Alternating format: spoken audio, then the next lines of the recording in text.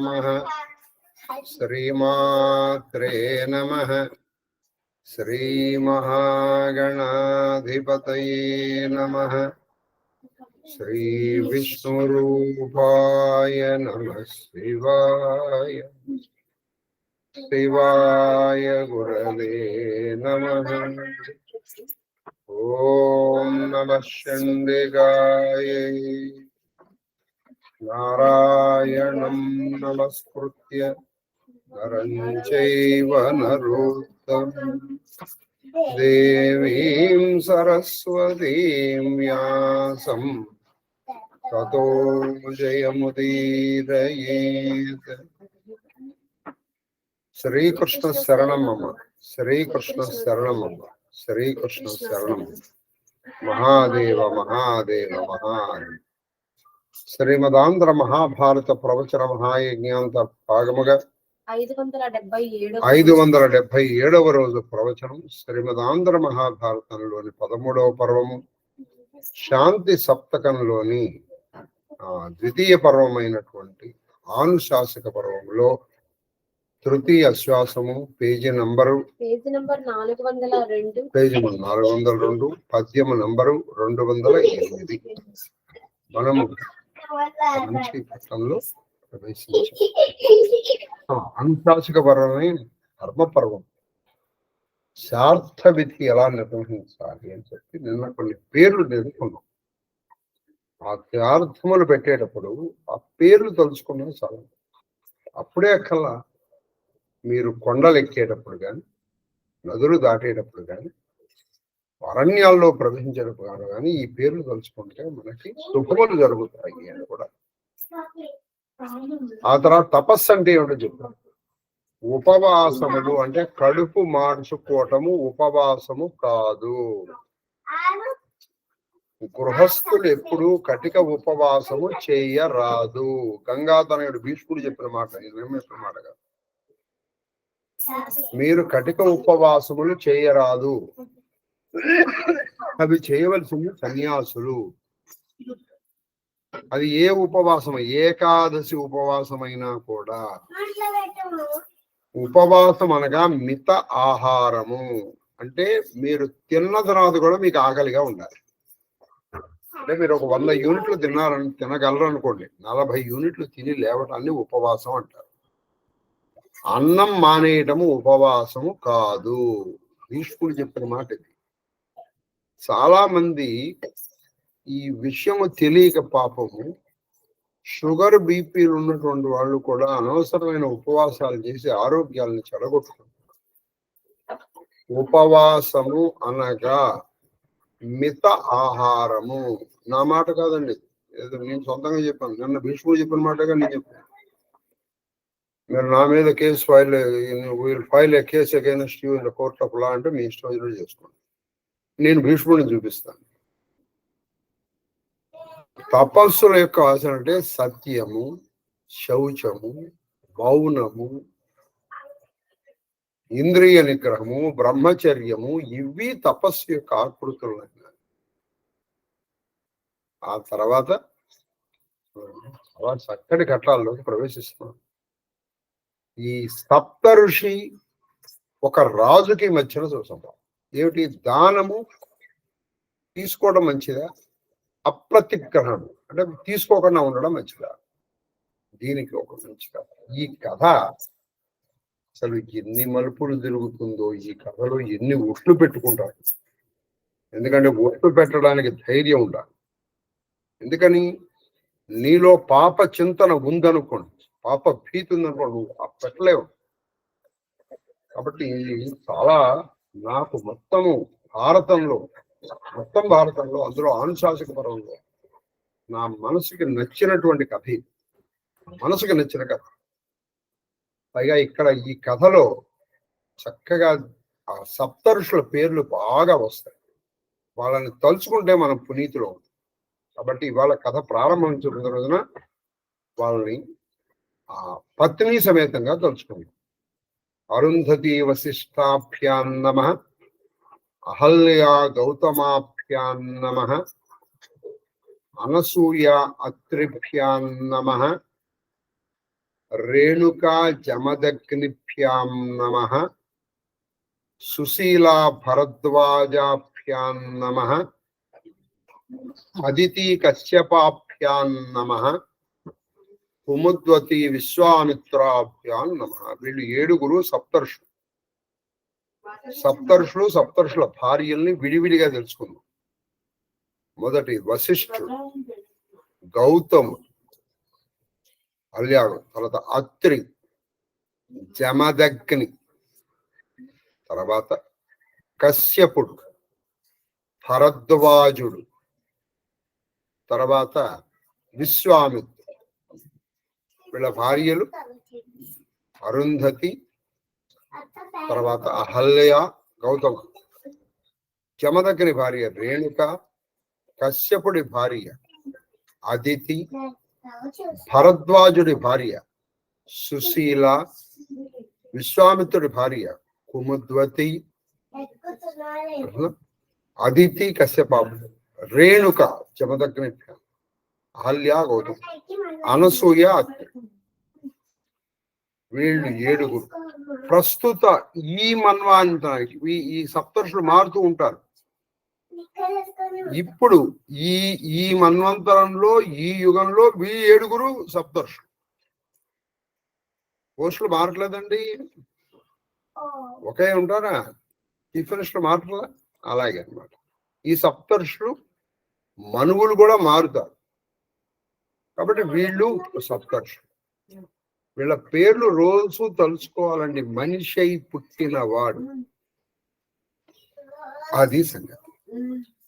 అందుకని మనం పేర్లన్నా వీళ్ళకి పెట్టుకున్నాం అనుకోండి, కనీసం పెట్టుకోండి. వశిష్ఠ వశిష్ఠ వశిష్ఠ, గౌతమ గౌతమ, అత్రి, అనసూయ, జమదగ్ని, భరద్వాజ, విశ్వామిత్ర. వాళ్ళ పేరు తెలుసుకున్నా మనం ధన్యులు. ఆ సప్తర్షులకి ఒక రాజుకి మధ్య జరిగిన సంభాషణ. ఇది బహుశా 2 రోజులు పట్టొచ్చని నేను అనుకుంటున్నాను. కొంచెం నెమ్మదిగానే నేర్చుకున్నాను. మహాదేవ మహాదేవ మహాదేవ. సప్తర్షుల పేర్లు గుర్తున్నాయనే నేను అనుకుంటున్నాను. గుర్తు లేకపోతే ఆఖరికి అడగండి, నేను మళ్ళీ చెప్తాను. రోజు వీళ్ళని తలుచుకోవాలి. మహాదేవ చెప్పండి అమ్మా. ఇక్కడే ఈ పేర్లు మీకు ఎందుకు చెప్పాను తెలుసా? అనేక నియమాలు వస్తాయి, అనేక నియమాలు.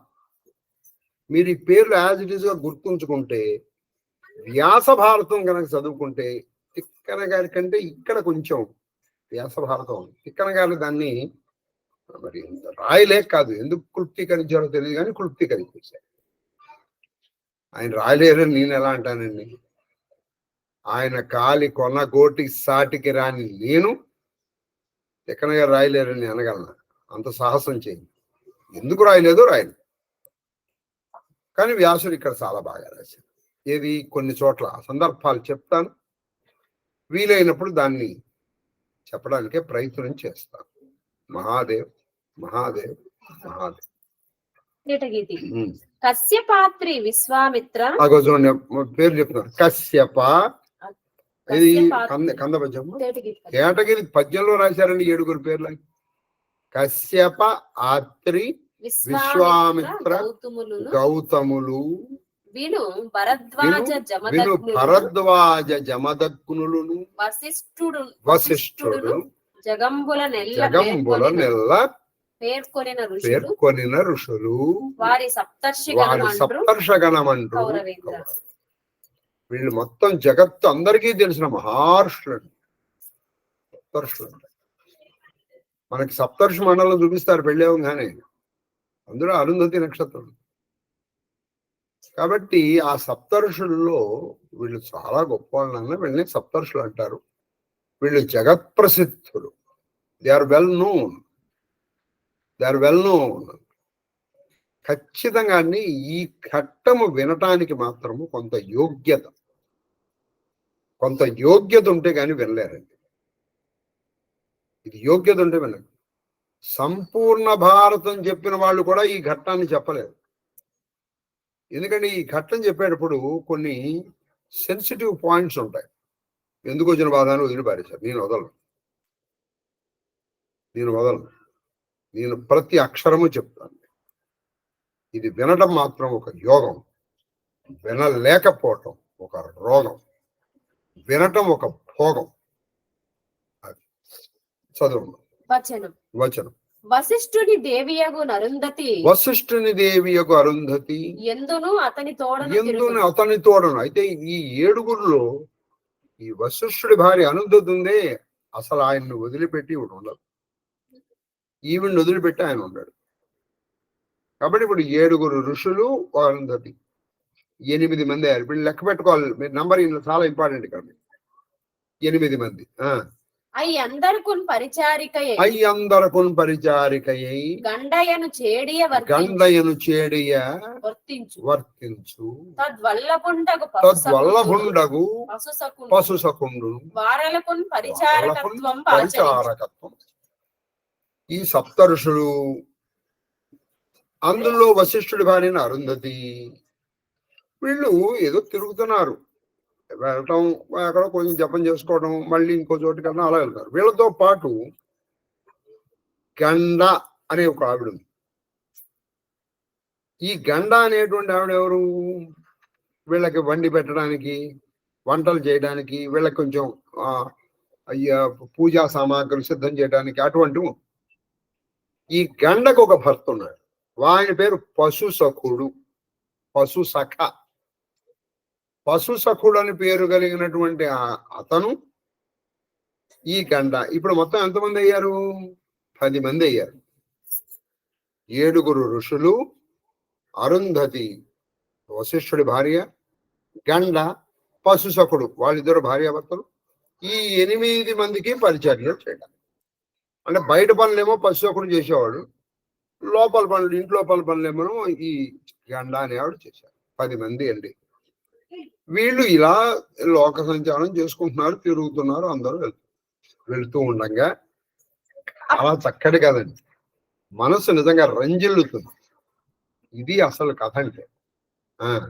పదుండ్రును తపశ్చరణ పరులై ధరణిని చరించు. వాళ్ళు ఎక్కడికి వెళ్తే వెళ్ళడం, ఓ చోటికి వెళ్ళడం, అక్కడ కొన్నాళ్ళు కూర్చోవడం, తపస్సు చేసుకోవడం. అక్కడి నుంచి వెళ్ళిపోయిందిరా నాయన, మనం పని చేద్దామా, ఇప్పుడు మనం కొన్నాళ్ళు కాశీలో తపస్సు చేసుకున్నాం కదా, పదండి ఇప్పుడు మనం వెళ్ళి ప్రయాగలో చేసుకున్నాం అంటాం. అక్కడి నుంచి ప్రయాగ రావడం, ఆ ప్రయాగలో కొన్ని నెలలు తపస్సు చేసుకోవడం. ఆ తర్వాత అక్కడి నుంచి బయలుదేరి మనం కామాఖ్య వెళ్ళిపోదాం, పదండి అంటాం. కామాఖ్య అంటే నేను ఊరికే చెప్తున్నాను, అక్కడ లేదు. అక్కడ శ్రీశైలం రావడం, ఏదో ఇలా వెళ్ళి చెప్తున్నారు. అలా తపశ్చరుని ఈ మొత్తం లోకాన్ని సంచరిస్తున్నారు. ఎవరు? ఈ 10 మంది సంచరిస్తూ ఉండగా అత్యంత ఘోరయుగు అనావృష్టితోచి జీవసాధనంబులగు పదార్థంబులు దుర్లభంబులై. ఒక రోజు ఏం జరిగింది? వీళ్ళు ఒక చోట ఉన్నారు. అక్కడ కొన్నాళ్ళు ఉందాం అనుకుని వీళ్ళు నిర్ణయించుకున్నారు. అక్కడ విపరీతమైన అనావృష్టి. అక్కడ అసలు కొన్ని సంవత్సరాలైంది వర్షం పడి, భూమి బీటులు వారిపోయి, అసలు వానపు చుక్క అనే మాట లేదు. చెట్లన్నీ ఎండిపోయినాయి, పైర్లు వాడిపోయాయి. అసలు జీవసాధనములు దుర్లభులై, తినటానికి అసలు పదార్థం లేదు అక్కడ. మీరు చూస్తున్నారండి, మన గోవులు అని చెప్పాము, మొన్న మీకు చెప్పేది అదే. మన ఈ ప్రపంచం ఎలా నిలబడింది? మొన్న అనుకోండి, ముందర చక్కటి వర్షాలు వచ్చాయి, పైర్లు వస్తాయి, మనుషులు బతుకుతారు, తర్వాత జంతువులు బతుకుతాయి. ఈ జంతువుల్ని తిని కొన్ని బతుకు జంతువులు బతుకుతాయి కదండి. ఇప్పుడు సింహం అటువంటివి, ఏవో జంతువులు, ఈ జంతువులు తిని బతుకుతాయి. కాబట్టి ఈ జంతువులు పెరగాలి, ఆ జంతువులు పెరగాలి. మరి ఈ జంతువులు పెరగాలంటే గడ్డి మొదలైనటువంటి అంటే వర్షాలు. కాబట్టి అవి లేకపోయేటప్పటికీ అసలు ఈ జంతువులే నశించిపోతాయి. ఈ జంతువులు నశించేటప్పటికీ ఈ జంతువుల మీద ఆధారపడిన ఆ జంతువులు నశిస్తుంటే మీకు ఇంక్లూడ్ పడే హెర్బివోరస్, కార్నివోరస్. హెర్బివోరస్ అనేసి వాళ్ళు ఎప్పుడైతే లేదు, కార్నివోరస్ ఆటోమేటిక్ గా పోతాయి. హెర్బివోరస్ లేదు, కార్నివోరస్ ఆటోమేటిక్ గా పోతాయి. మరి హెర్బివరస్ పెరగడానికి వర్షాలు. కాబట్టి అన్నాద్భవంతి భూతాని పర్జన్యాదన్న సంభవ అని మనకి చెప్పినట్లుగా విపరీతమైన అనావృష్టి. సరే, మనం చేసే జపము, తపస్సు, మనం చేసేటువంటి సర్వం శ్రీకృష్ణ చరణారవిందాన్ని అసలు వర్షాలు కురిపిస్తాయి. మన ధర్మాచరణే వర్షాలు కురిపిస్తాయండి. నేను మీకు మళ్ళీ చెప్తున్నాను, మన ధర్మాచరణ చెప్పడం కాదండి, చెయ్యాలి. మళ్ళీ చెప్పాను, మా తల్లి అమ్మాయి ఉంటుంది బహుశా ఇవాళ, శ్రీలలిత అని. నేను ఆశ్చర్యపోయాను. ఒకసారి వాళ్ళ తమ్ముడు వచ్చాడు నా దగ్గరికి, అంటే ఆమెతో పాటు వచ్చాడు, అతను స్వరంగా రాలేదు. వాళ్ళ నాన్నగారి దిద్దుగా అతను ఫ్రాన్స్ నుంచి ప్రతి సంవత్సరం వస్తాడు. అది ధర్మం అంటే చెప్పేది కాదండి. అక్కడ పెట్టచ్చు, మరి అమెరికాలో పెడతానంటే ఎట్లా కుదురుతుంది? కుదరదు. అది కర్మభూమి, వేదభూమి రేపెట్టాలి. కాబట్టి ధర్మం ఆచరించేటువంటి వాళ్ళు ఇంకా ఉన్నారు. కాబట్టి సకాలంలోనూ అకాలంలో ఏదో కాలంలో వర్షాలు పడుతున్నాయి. కాబట్టి మనం ఈ ప్రపంచం ఇంకా మనం కరోనా లాంటిది విజృంభించి ఇంకా మనం బతకగలుగుతున్నాం అంటే ధర్మాత్మ ఉన్నారు. వాళ్ళు ప్రపంచాన్ని రక్షించగలుగుతారు. వాళ్ళు సామాన్యులు కాదు. మనం చేసేటువంటి జపము ఊరికే పోదు. మరి ఇక్కడ సప్తర్షులు ఉన్నప్పటికీ అక్కడ అనావృష్టి వచ్చింది అంటే మనకి ఏదో చెప్పదలుచుకుంది. ఒక్కొక్కసారి రమణ మహర్షికి తర్కం వచ్చిందంటే ఎందుకు వస్తుంది? కొంత కర్మక్షయం అవ్వాల్సింది. నువ్వు జపం చేస్తే ప్రతిదీ నువ్వు అనుకున్నది శుభం జరగాల్సిన అవసరం లేదు. అందుకే వాళ్ళు ఎక్కడ ప్రకృతిని నిందించలేదు. మీరు ఈ మొత్తం కథలు చూడండి. నాలాంటి వాళ్ళు ఒక్కొక్కళ్ళు ఎటువంటి వాళ్ళు, సప్తర్షులు ఒక్కొక్కళ్ళు. ఇప్పుడు విశ్వామిత్రుడు సృష్టికి ప్రతి సృష్టి చేయగలిగినటువంటి వాడు విశ్వామిత్రుడు. మిగతా వాళ్ళు తక్కువ వాడు. మీరు దేవీ భాగవతం వద్ద భరద్వాజుడి యొక్క గొప్పతనం తెలుసు. ఇక వశిష్ఠుడి గురించి మీకు తెలియదు. ఎన్నిసార్లు విన్నామా? అత్రి మహర్షి ఎటువంటి వాడు? నిన్నగా మనం అత్రి మహర్షి ఆ నిమికి చెప్పినటువంటిది. ఇక జమదగ్ని ఎటువంటి వాడు? ఇదే కథలో దీని తర్వాత వస్తుంది. సూర్యుడిని కూడా నరికి అవతల పారేస్తాను. సూర్యుడు గజగజలు అడిపాడు, రక్షించరాను, నేను నరికి అవతల పారేస్తాను, సూర్యుడిని నరికి చంపేస్తాను అని దాని ఎక్కడ ఏమిట్రా బాబు నేనేం చేశాను రా అన్నాడు. సూర్యుడు అటువంటి వాడు జమదగ్ని. అందులో ఎవరు తక్కువ? కశ్యపుడు. వాళ్ళు ఎవరినటువంటి వాడు? దేవతల్ని కూడా కన్నటువంటి వాడు. అది గరుడు. ఒక్కొక్కళ్ళు వాళ్ళు కానుకుంటే మేఘాలను కురిపించలేరు. కాబట్టి కర్మక్షయం అవ్వాల్సిందే. నీకు ఒక బాధ వచ్చిందంటే కర్మక్షయం అవుతుందనే దాని అర్థం. దాన్ని సంతోషంగా భరించు, అంతే. రోగం కావచ్చు, బాధ కావచ్చు, నింద కావచ్చు, నిందైనా సరే అది కర్మక్షయానికి వస్తుంది. అది కాబట్టి ఇక్కడ అనావృష్టి, విపరీతమైన మామూలు అనావృష్టి కాదు. అది అసలు తినడానికి పదార్థం లేదు. ఇదే శాంతి పర్వంలో మనం నేర్చుకున్నాం. ఒక చోట విశ్వామిత్రుడు కుక్క మాంసం తినడానికి సిద్ధపడతాడు. అది కూడా దొంగతనం చేసి మనం శాంతి పర్వంలో నేర్చుకున్నాం. ఇది కూడా అంతే, విపరీతమైన అనావృష్టి. అసలు తినడానికి పదార్థం లేదండి. ఈ 10 మంది నక్కలాడిపోతారు. ఇదొక్కటైనా దయచేసి మనసుతో వినండి. ఇంకో ఫోన్లు మాట్లాడుతూ అలాంటప్పుడు అసలు వినకండి. ఎందుకంటే సప్తర్షుల కథ, మామూలు కథ. వాళ్ళని అవమానం చేయదు దయచేసి. ఏదో పని చేస్తూ ఏదో నేను వినకపోతే నేను ఏడుస్తానేమో అని నన్ను సంతోషపెట్టడానికి మీరు వినాల్సిన అవసరం లేదు. ఏకాగ్రతగా వినవలసిన వాళ్ళు ఒక్కళ్ళైనా పర్వాలేదు, బల్లవాడైనా పర్వాలేదు, బల్లని దించడానికి వచ్చిన ఇంకో వానరైనా పర్వాలేదు. వాళ్ళిద్దరు ఉన్న కాదు, వాళ్ళిద్దరిలో కూడా లేకపోయినా పర్వాలేదు. నేను ఇలా పెట్టుకుని నేను చెప్తాను, మీరు తర్వాత అయినా వినొచ్చు. కానీ అన్య మనస్కులై మాత్రం ఈ కథని వినరు. దయచేసి ఇట్స్ మై రిక్వెస్ట్, ఇది నా ప్రార్థన, విన్నపం, మనవి.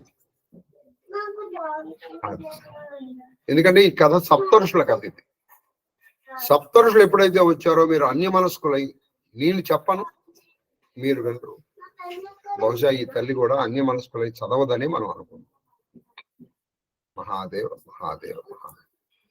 జీవ సాధనంబులకు పదార్థంబులు దుర్లభంబులై జనంబులకు ప్రాణంబులు రక్షించుకొనుట. అది జనంబులకు ప్రాణంబులు రక్షించుకొనుట పుష్కరంపై చెల్లి. పుష్కరంపై చెల్లెను. అసలు జీవ సాధనలు అనేటువంటి ఏదో వరి గాని, గోధుమ గాని, ఇంకోటి గాని లేవు. పంటలు లేవు, కూరగాయలు లేవు, పళ్ళు లేవు, నీళ్లు లేవు.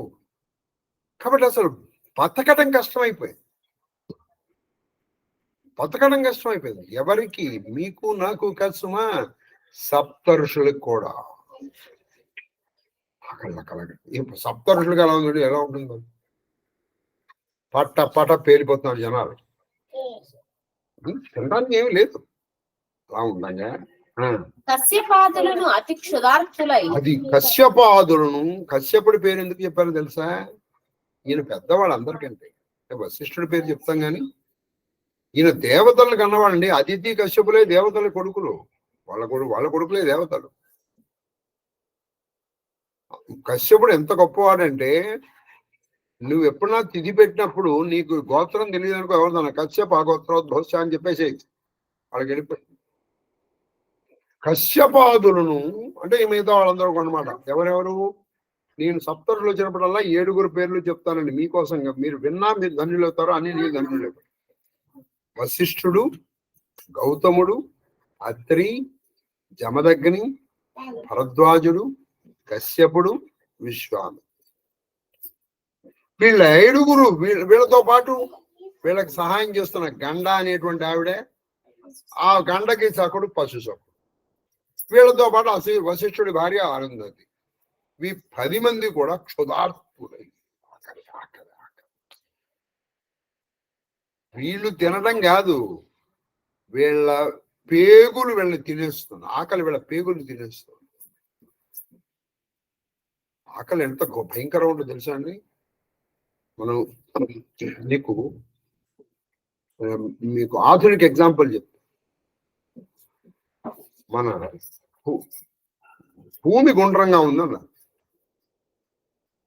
భూమి గుండ్రంగా ఉంటే కొలంబస్ అనేటువంటి ఇటు వెళ్ళి, అంటే వాళ్ళు ఇంగ్లాండ్ నుంచి ఇటు రావాలి, అంటే టువర్డ్స్ ఈస్ట్ రావాలి. ఈస్ట్ రాకుండా ఆయన వెళ్ళి వెస్ట్ వైపు వెళ్ళి, భూమి గుండ్రంగా ఉంది కదా, గుండ్రంగా ఉంటే మీరు వెస్ట్ నుంచి వెళ్ళినా ఈస్ట్కి రావాలి కదా అని అటు వెళ్ళి ఆయన కనుక్కున్నాడు. కనుక్కొని నేను ఇండియాని కనుక్కొని వచ్చాను అన్నాడు. అది ఇండియా కాదు, అది వెస్ట్ ఇండీస్. అందుకే ఇవాళ కూడా దాన్ని రెడ్ ఇండియన్స్ అంటారు. ఆ తర్వాత వచ్చాడు ఒక అతను, వాస్కోడి గామా. అతను నిజంగా ఇక్కడ వరకు వచ్చాడు. అతనే ఫస్ట్ ఇండియాకి వచ్చినట్టు. ఇది through Cape of good hope. ఇప్పుడు ఇమాజిన్ అని నేను అతను ఏం చేశానంటే, మరి భూమి గుండ్రంగా ఉంది కదా, ఈ పాయింట్ లో నేను స్టార్ట్ అయితే ఇలా వెళ్ళి ఇలా వచ్చినప్పుడు నేను ఇక్కడికి వచ్చేయాలి కదా అని అతను ఇమాజిన్ అని నేను అతను ప్రయాణం చేశాడు. 170 మందితో, అతను ప్లస్ 170 మందితో వచ్చారు. అతనే పసిఫిక్ ఓషన్ పేరు పెట్టింది అతనే. ఎందుకని అప్పటి వరకు ఈ అట్లాంటిక్ ఓషన్ ఒకటే వాళ్ళకి తెలుసు. అట్లాంటిక్ ఓషన్ ఎలా ఉంటుందంటే ఈ షేప్ లో ఉంటుందంటే ఎస్ ఆకారంలో ఉంటుంది అది.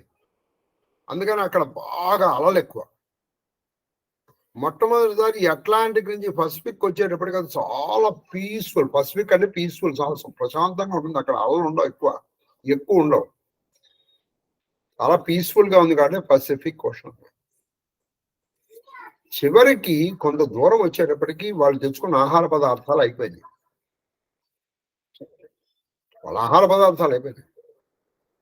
చివరికి ఏం చేశారు, అక్కడ ఆ పొట్టు పొయ్యిల్లో పొట్టు తిన్నారు, చచ్చిపోయారు. లాస్ట్ లో ఒరే ఈ శవాన్ని పారేయడం ఎందుకురా, ఇది తినేద్దామని అది తినేశారు. అది తినేశారు. ఆ మాజిలను కూడా పాపం ఎక్కడ వరకు వచ్చాడు, ఫిలిప్పైన్స్ వరకు వచ్చాడు. అక్కడ కూడా అతను చచ్చిపోయాడు.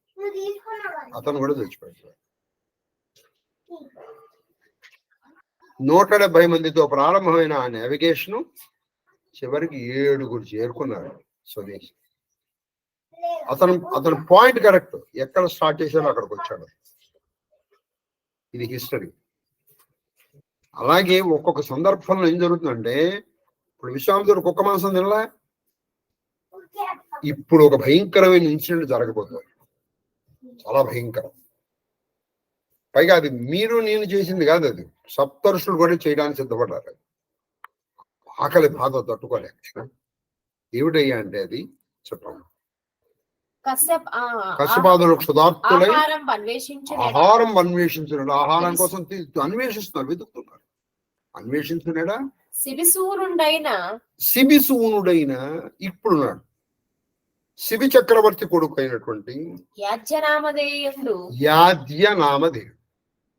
అంటే యాజ్యుడు అనే పేరు గలవాడు. తొల్లి యజ్ఞ దక్షిణార్థంబుగా తన కొడుకు నీలుండను అని ఋత్విగ్జనంబులకి అతను ఏం చేశాడు? శిబి కొడుకు యాజ్యుడు. ఈ యాజ్యుడు ఏం చేశాడు? ఋత్విక్కులకి దక్షిణ ఇవ్వాలి కదా. అందుకని ఏం చేశాడు? తన కొడుకును దక్షిణగా ఇచ్చేశాడు.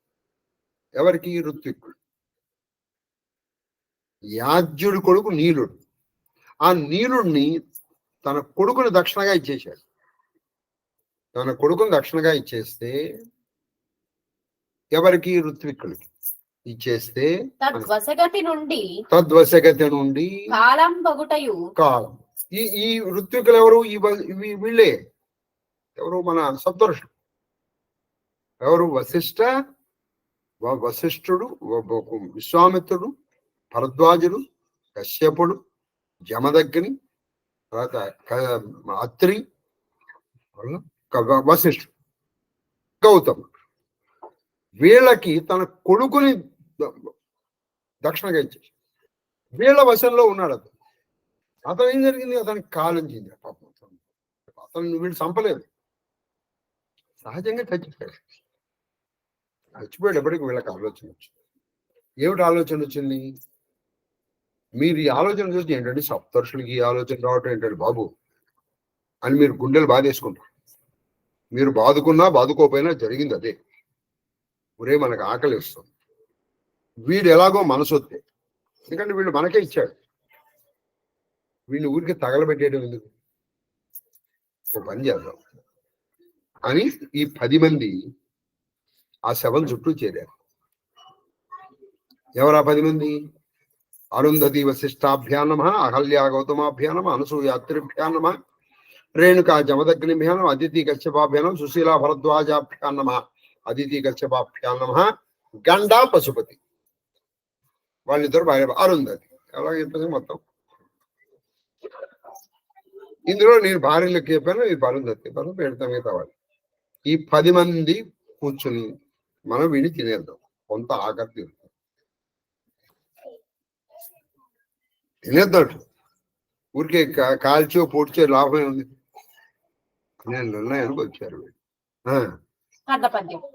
సొద మనం ఇది ఒకటి అంటుంటాం అబ్బా వీడు సొద భరించగలను. సొద అంటే నిజానికి చాలా భయంకరమైన మాట. సొద అంటే చితి, పాడే, అది సంగతి. దాన్ని సొద అంటారు. సొదపై నుండగా వాడిని పడుకుపడ్డారు కాల్చేయడం. సొదపై నుండగా వారు 10 చూచి 10 మంది చూశారు వాడిని సొదపేటలో. దాని భక్షింపమది కోరిక. 10 మందికి ఏకకాలంలో పుట్టింది ఈ కోరిక. ఇప్పుడు ఒకడికి పుట్టి ఇంకోటికి పోని వద్దంటే సరిపోయేది. 10 మందికి ఏకకాలంలో తినేద్దాం రా, ఇది ఆకలి తీరుతున్నాం, ఎందుకు వచ్చింది. దాన్ని భక్షింప కోరి చేరి చుట్టూను పొదివి చుట్టూ కూర్చున్నారు.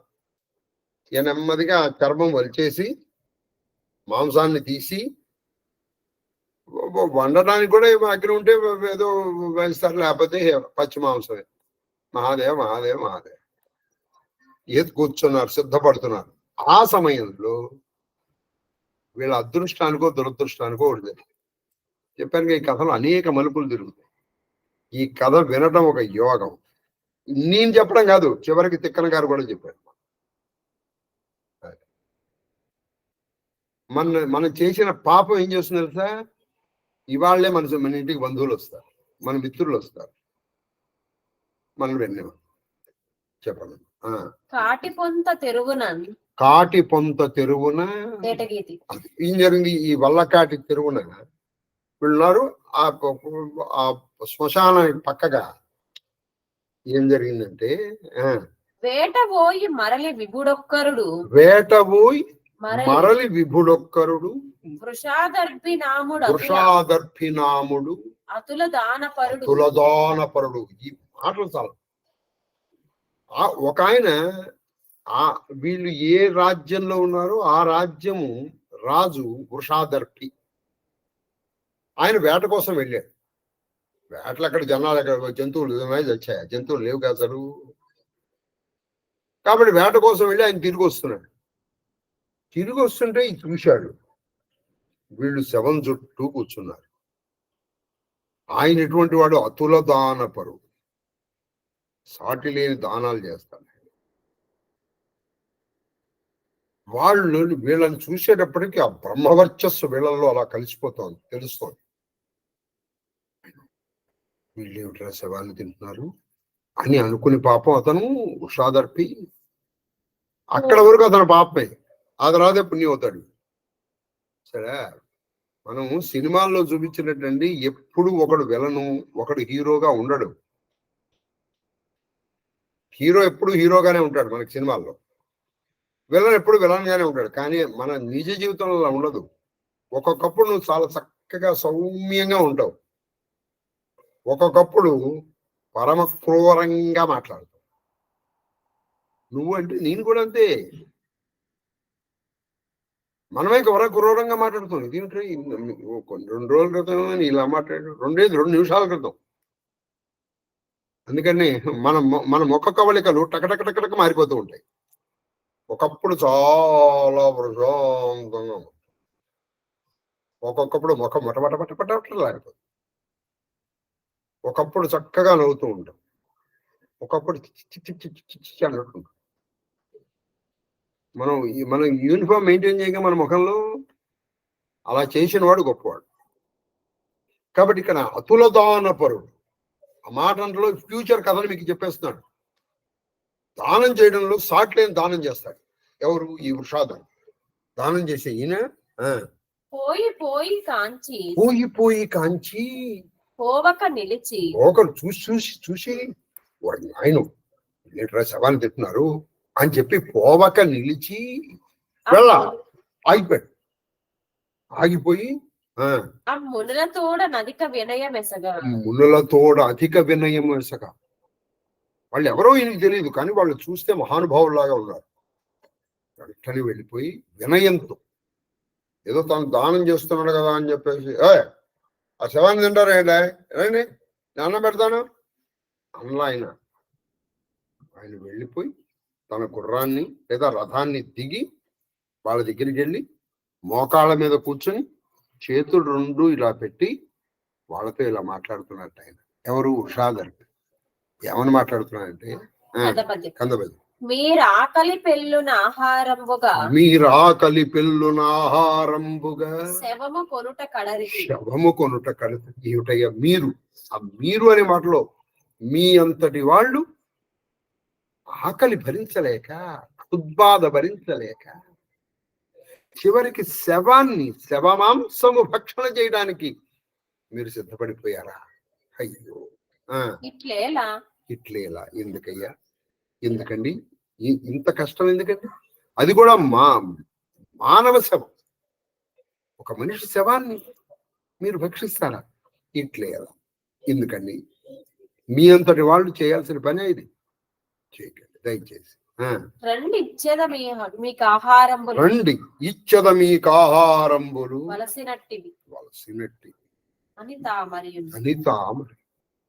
మీకు కావలసిన ఆహారం నేను మీకు ఇస్తాను. ఆయన మాకు ఈ ఆహారం పెడతాను. అయ్యా నాకు ఆవకాయతో పెట్టి పెడతా, నాకు కూరగాయలు పెట్టి పెడతా, నాకు ఇది పెట్టి పెడతాను. మీరు ఏ ఆహారం కావాలంటే ఆ ఆహారాన్ని ఇస్తాను. ఎందుకని రాజ్యంలో ఉంటాయిగా, రాజు దగ్గర ట్రెజరీ ఎఫ్ఏఓ ఉంటుంది కండి. ఎఫ్ఏఓ అంటే ఫుడ్ అండ్ అగ్రికల్చరల్ ఆర్గనైజేషన్. మనం ఫుడ్ కొంత సేవ్ చేస్తాం కదా, అది మీకు ఇచ్చేస్తాను. నేను మీకు కావాల్సింది పెడతాను. మీ అంతటి వారు శవమాంసం తినడం ఏంటండి? నాతో పాటు దయచేసి దయచేసి రిక్వెస్ట్, అతను ప్రార్థన చేస్తున్నాడు అని. ఇంకా అతను ఏమంటున్నాడంటే వృషాదర్భి కందపద్యం, బహువిధముల ధాన్యములను, బహువిధల ధాన్యములు. మీకు ఏది ఆ బహు అనే మాట ఏమి తిక్కనగారండి, ఇది చదవటం ఒక యోగం. బహు అంటే ఎక్కువగా, ఆ బహు బహు బహు బహు అన్నాడు ఈ పద్యంలో. అంటే మీకు ఎక్కువగా ఇస్తాను నేను. బహువిధములైన ధాన్యములు, ఒక ధాన్యం కాదు, వరి, గోధుమ, రాగులు, జోవి, జొన్న, ఏది కావాలంటే బహువిధములైన ధాన్యములు, బహురసవర్గములు, బహు రసవర్గములు. అంతేకాదు మంచి రసములు ఇస్తాను, అంటే పానీయాలు ఇస్తాను. మీకు మజ్జిగ కావాలంటే మజ్జిగ, నిమ్మరసం కావాలంటే నిమ్మరసం, దబ్బరసం కావాలంటే దబ్బరసం, మామిడికాయ జ్యూస్ కావాలంటే మామిడికాయ, జ్యూసులు అన్నమాట. నీకు జ్యూసులు ఇస్తాను. బహురసములు, బహు బహు అంటే అది ఎక్కువగా ఇస్తాను మీకు నేను. ఏదో ఇప్పుడు అనావృష్టిగా ఉంది కానీ చెప్పేసి నేను రేషన్ చెప్పి మనిషికి ఒక గ్లాసు అలా ఇవ్వను నేను. మీరు ఎంత తాగితే అన్ని జ్యూసులు, మీరు ఎంత కావాలంటే అన్ని ధాన్యాలు, ఎన్ని రోజులు కావాలంటే అన్ని రోజులు. మీకు భక్తి నొసగదా, మీకు భక్తి నొసగదా, అది ఇంపార్టెంట్. మీకు ఇస్తాను. ఎలా ఇస్తాను? భక్తితో ఇస్తాను, ప్రేమతో ఇస్తాను, వినయంతో ఇస్తాను. మీరేదో నా దగ్గరకు వచ్చారు కదా, ధనవాయ్ అని నేను ఇవ్వను స్వామి. మీలాంటి వాళ్ళు అసలు మా ఇంటికి రావటమే మా అదృష్టం. మీకు భక్తి నొసగదా. బహు తురగ శకట గోగణ, అంతేకాదు బహు తురగ శకట గోగణ, బహుళ బహుగ్రామములు, బహుళ బహుగ్రాములు. అయ్యా అంతే కదండి. మీకు బహు తురగములు అంటే ఎక్కువగా తురగములు. మీకు గుర్రాలు కావాలంటే ఇస్తాను. శకటములు అంటే బళ్ళు కావాలంటే ఇస్తాను, అంటే రథములు. గోగణములు, గోవులు ఇస్తాను. నేను గోవులు ఇచ్చానంటే ఆ గోవులు మీకు ఎలా తీసుకోవచ్చు? గోగణం. అంతేకాదు బహుళ మీకు గ్రామాలు అగ్రహాలు రాసి ఇచ్చేస్తాను. బహుళ గ్రామముల బహుమతిని ఇస్తాను, బహుమతిగా ఇస్తాను. మీకు బహు బహు బహు చూసారా? ఈ బహు అనే మాట ఎక్కువ. మీకు ఎక్కువ ధాన్యములు, ఎక్కువ రసములు, ఎక్కువ గుర్రాలు, గుర్రాలు, రథాలు, బహుగ్రామాలు మీకు బహుమతిగా ఇస్తాను, భక్తితో ఇస్తాను. మీరు ఈ శవాన్ని తినకండి దయచేసి.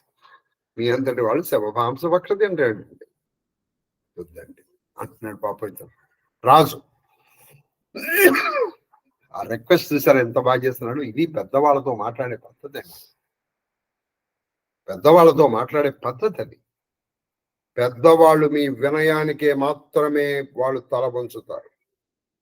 నువ్వు ఇచ్చేటువంటి ధన కనక వస్తు వాహనములు వాళ్ళు తీసవతల పారేస్తారు. మంచి సంస్థానపరుడి దగ్గరికి వెళ్ళి మీరు ఒక కట్ట పారేసారు అనుకోండి, ఆ కట్టని కట్ట కట్టి నీ మొహాన పారేస్తాడు. అదే వినయంగా నువ్వు అది గడ్డి పరకైనా తీసుకుంటాడు. వినయం వినయం వినయం. అనిన వారలు అతనికి ఇట్లా. అలా అంటే వాళ్ళందరూ కలిసి ముక్త కంఠంతో, ఒకే కంఠంతో, కొన్ని ఒకళ్ళు ఏమంటే వెళ్ళొద్దామంటారా అని అలా కాదా, కొన్ని వెళ్దామా ఆయన ఒక ఆయన వెళ్తామనికి, ఒక ఆయనకి వద్దని అలా అనుకోలా. ముక్త కంఠంతో, ఏకకంఠంతో వాళ్ళందరూ ఏమన్నారంటే రాజవర. వాళ్ళు కూడా చాలా అడ్రస్సింగ్.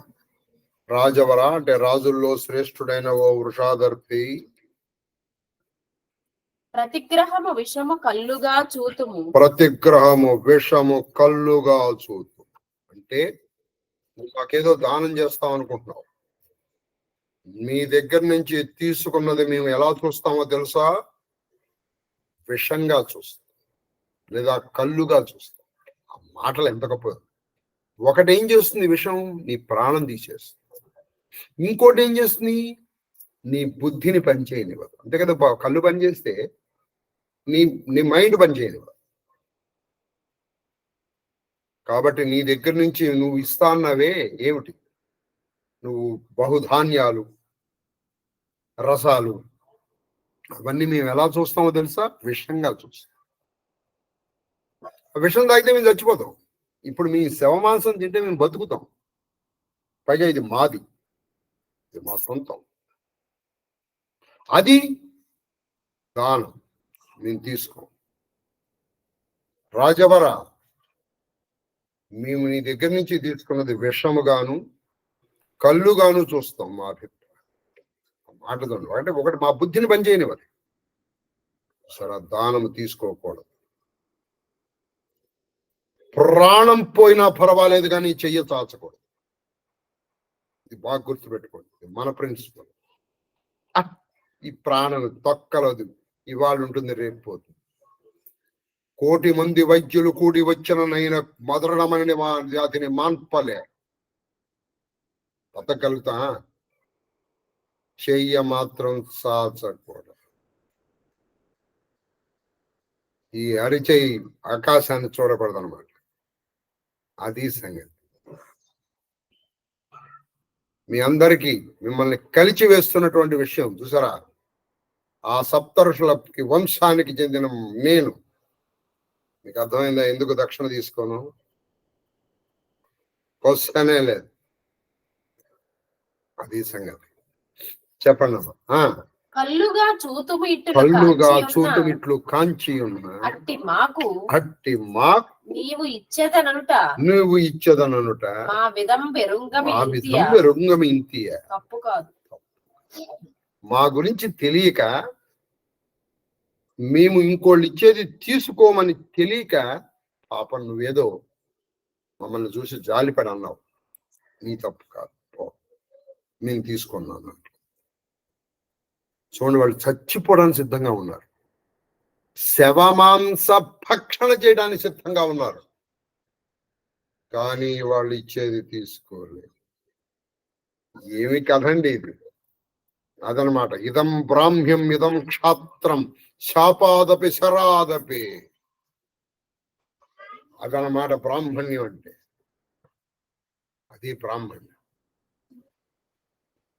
కాబట్టి మా గురించి తెలియక నువ్వేదో పాపం నువ్వు ఇస్తానంటున్నావు. అది మాకు విషంతో సమానం, అది మాకు కళ్ళుతో సమానం. ఇప్పుడు విషం ఇస్తానంటే ఏమన్నా తీసుకుంటాడండి? ఇప్పుడు రెండోదన్నా ఈ మధ్యకాలంలో కళ్ళు ఇస్తా అంటే మన పార్టీ పేరులో మనం వెర్ర తీసుకుంటున్నాం. కానీ కళ్ళు తీసుకుంటే నీ బుద్ధి పని చేయదు. విషం తీసుకుంటే మనిషి చచ్చిపోదు. ఇంకెందుకు, మనిషి ఉంటే పోతే. ఆహా, అనుడు విషాదముతోడ చని కృత్రిమ వనఫలములు. అది ఆయన చాలా బాధపడ్డాడు. అయ్యో, ఈ బ్రాహ్మణులు నేను చేరి తీసుకోనంటున్నారు. మరి ఏం చేస్తాడు పాపం? వెళ్ళిపోయి అతను ప్రయత్నం మానలేదండి. మీరు వృషాదర్భిని కూడా మెచ్చుకోవాలి. వీళ్ళని ఎలాగైనా చెయ్యాలని చెప్పేసి ఏం చేయడు, కృత్రిమ ఫలములు. మామూలు పళ్ళు కావు, మామిడి పళ్ళు, లేకపోతే జామ పళ్ళు, లేకపోతే యాపిల్స్, ఇటువంటి తినే పదార్థాలని కృత్రిమం చేయించాడు. అంటే సహజం కాదు. ఎందుకో అది నేను చెప్తాను, ఇప్పుడు మీరు వినండి. ఇందులో కొంచెం సస్పెన్స్ ఉంది, అది కొంచెం నెక్స్ట్ మధ్యలో తెలిసిపోతుంది. కృత్రిమ వనఫలములు సమకట్టి, ఇప్పుడు పనస పండు కానీ కృత్రిమంగా చేయించాడు. సమకట్టి సగం జనపతి మంత్రుల ఋషులకు కొనిపొండని పంప. అక్కడ వరకు ఆగదు. ఈయన ఏం చేశాడు? తీసుకెళ్ళి వారు అకుంఠిత భక్తిని మంత్రులు పిలిచాడు. కొన్ని పనస పళ్ళు, కొన్ని మామిడి పండ్లు, కొన్ని జామ పళ్ళు, కొన్ని ఇటువంటి ఫలాలు తీసుకున్నాడు. ఏ ఫలాలు? మామూలు ఫలాలు కావు, అవి కృత్రిమములు. అది నిజంగా మామిడి పండు కాదు, మామిడి పండు లాగా ఉంటుంది, పనస పండు లాగా ఉండదు, పనస పండు కాదు. ఆ కృత్రిమ ఫలాలు తీసుకుని మంత్రులకి, నాయన మీరు ఇది ఋషులకు ఇచ్చాడు. వీళ్ళు చాలా భక్తితో వెళ్ళారు వాళ్ళ దగ్గరికి వెళ్ళి అయ్యా అని నమస్కరించి ఇది చెప్తున్నాడు. వాణిని తెచ్చి ఆ కృత్రిమ ఫలములు తెచ్చి ఆ మహాత్ములకు సమర్పించిన వాటిని తీసుకొచ్చారు. ఆ మహాత్ములకు, అయ్యా మా రాజుగారు పంపించారండి ఇవన్నీ, ఇగో కనీసం ఈ ఫలాలు తీసుకోండి మీరు అని చూశారు. అవన్నీ అనేకమైనటువంటి పనస పండ్లు, మామిడి పండ్లు, జామ పండ్లు.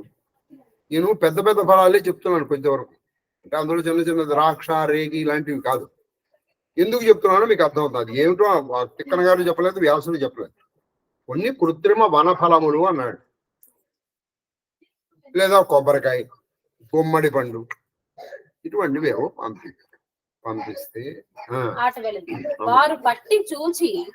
వారు పట్టి చూచి ఇలా పట్టుకున్నారు. ఎవరైనా పెద్దవాళ్ళు ఇచ్చినప్పుడు నేను తీసుకోనండి, నాకు ఇష్టం లేదు అనకూడదు. నీకు కాఫీ ఇచ్చారు, లేకపోతే నీకు పాలు ఇచ్చారు, నువ్వు తినండి, నీకు ఇచ్చారయ్యా, ఇచ్చినవాడు పెద్దవాడు, అప్పుడు నేను తినండి అనకూడదు. ఈ సుందరాకాండలో చెప్తాడు. అందుకని భారతం, రామాయణం వింటే మనకి ఎలా ప్రవర్తించాలి, దాని మీద మనం ఏం చేయాలి, చెయ్యిలా పెట్టాలి. తీసుకున్నట్టేనండి, నాకు అలవాట్లేదు అనాలి. ఇది నీకు పెద్దల మీద గౌరవం ఉంటే దాని మీద ఇలా చేయి పెట్టాలి అంటే, నేను పెడితే నేను తీసుకున్నట్టేనండి మహాదేవ, నాకు అలవాట్లేదు సుమా. అందుకని వీళ్ళు ఏం చేశారు, వాటిని అలా పట్టుకున్నారు, వెంటనే వదిలేశారు, తీసుకోలేదు వీళ్ళు. వాని వ్రేగున హేమగర్భములు వాళ్ళు చూశారు. చూస్తే వాళ్ళకి అర్థమైంది, వాళ్ళు ఋషులయ్యే బలం చూశారు. ఈయన ఏం చేశాడంటే ఒక పండు తెప్పించాడు, ఆ పండు తొలిచేశాడు, దాని నిండా బంగారం పెట్టేశాడు,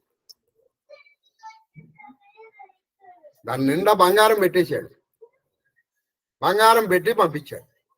ఎందుకంటే కనీసం అది ఉంటే వీళ్ళు తింటారండి. కాబట్టి ఇలా పట్టుకునేటప్పటికి మామూలు పండుకి బంగారంతో నింపిన పండుకి బరువు ఉండదు. వీళ్ళకి అర్థమైంది, వద్దులా నేను తీసుకోను, మాకొద్దాను. నవ్వి అంటే వాళ్ళకి అర్థమైంది అనమాట. ఈ రాజు యొక్క తంత్రము అర్థమైంది, వాళ్ళ నియమం భంగం కాలేదు కదా. వాళ్ళ నియమం ఎప్పుడు తీసుకోకూడదు, కాబట్టి వాళ్ళ నియమం భంగం కాలేదు. అమ్మయ్య అనుకుని నవ్వి పుచ్చుకొనక మాకొద్దాం, అలా దాని మీద చేయబెట్టి తీసుకెళ్ళి పుచ్చుకొనక ఉన్న పోయి భూపతి తెరగు మత్స్యకోటి ఎరుగు చెప్పి వాళ్ళు వెళ్ళి చెప్పారు, అయ్యా మేము వెళ్ళామండి, వాళ్ళు ఇలా పట్టుకుని మేము తీసుకోమన్నారండి. వాళ్ళు ఏం చెప్పలేదు, ఇందులో బంగారం పెట్టావా, ఎందుకు ఇలా పెట్టావు, నేను తీసుకున్నా.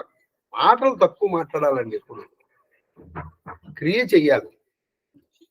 కాబట్టి ఇలా పెట్టి వాళ్ళు తీసుకోవాలి. ఇక్కడ ఈయన కోపం వచ్చింది. ఇక్కడ వరకు వృషాదర్భి చాలా మంచివాడు.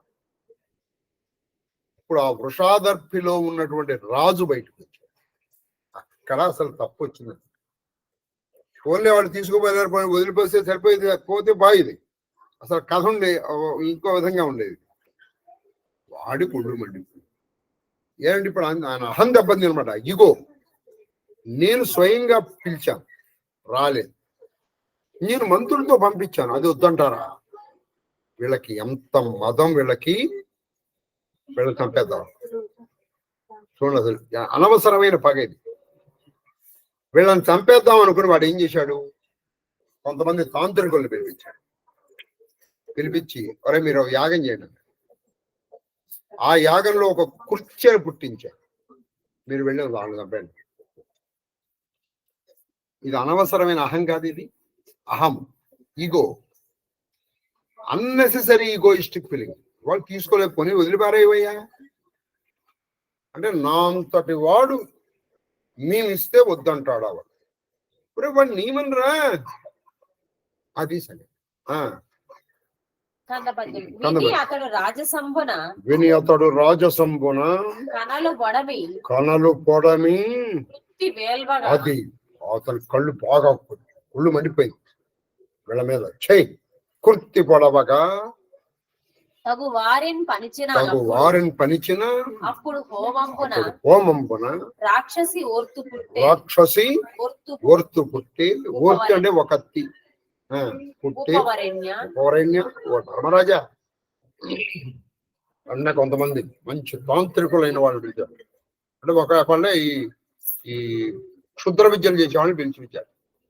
ఏంటి రాజా ఈ ఋషులు నన్ను అవమానం చేశారయ్యా, వాళ్ళని చంపేయాలి అంటే అలాగేనని వీడు హోమం చేశారు.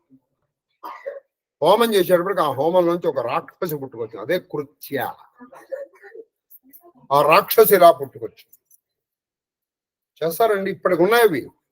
మీరు లేవనుకుంటున్నారా? ఉన్నాయి, ఆ తాంత్రిక విద్యలు ఉన్నాయి. మీరు ముఖ్యంగా కామాఖ్య, కలకత్తా వెళ్తే వాళ్ళు చేసే అవతల పారేస్తారు. ఇప్పటికి నరమేధాలు జరుగుతాయి తెలుసా అక్కడ మీకు, అది సంగతి.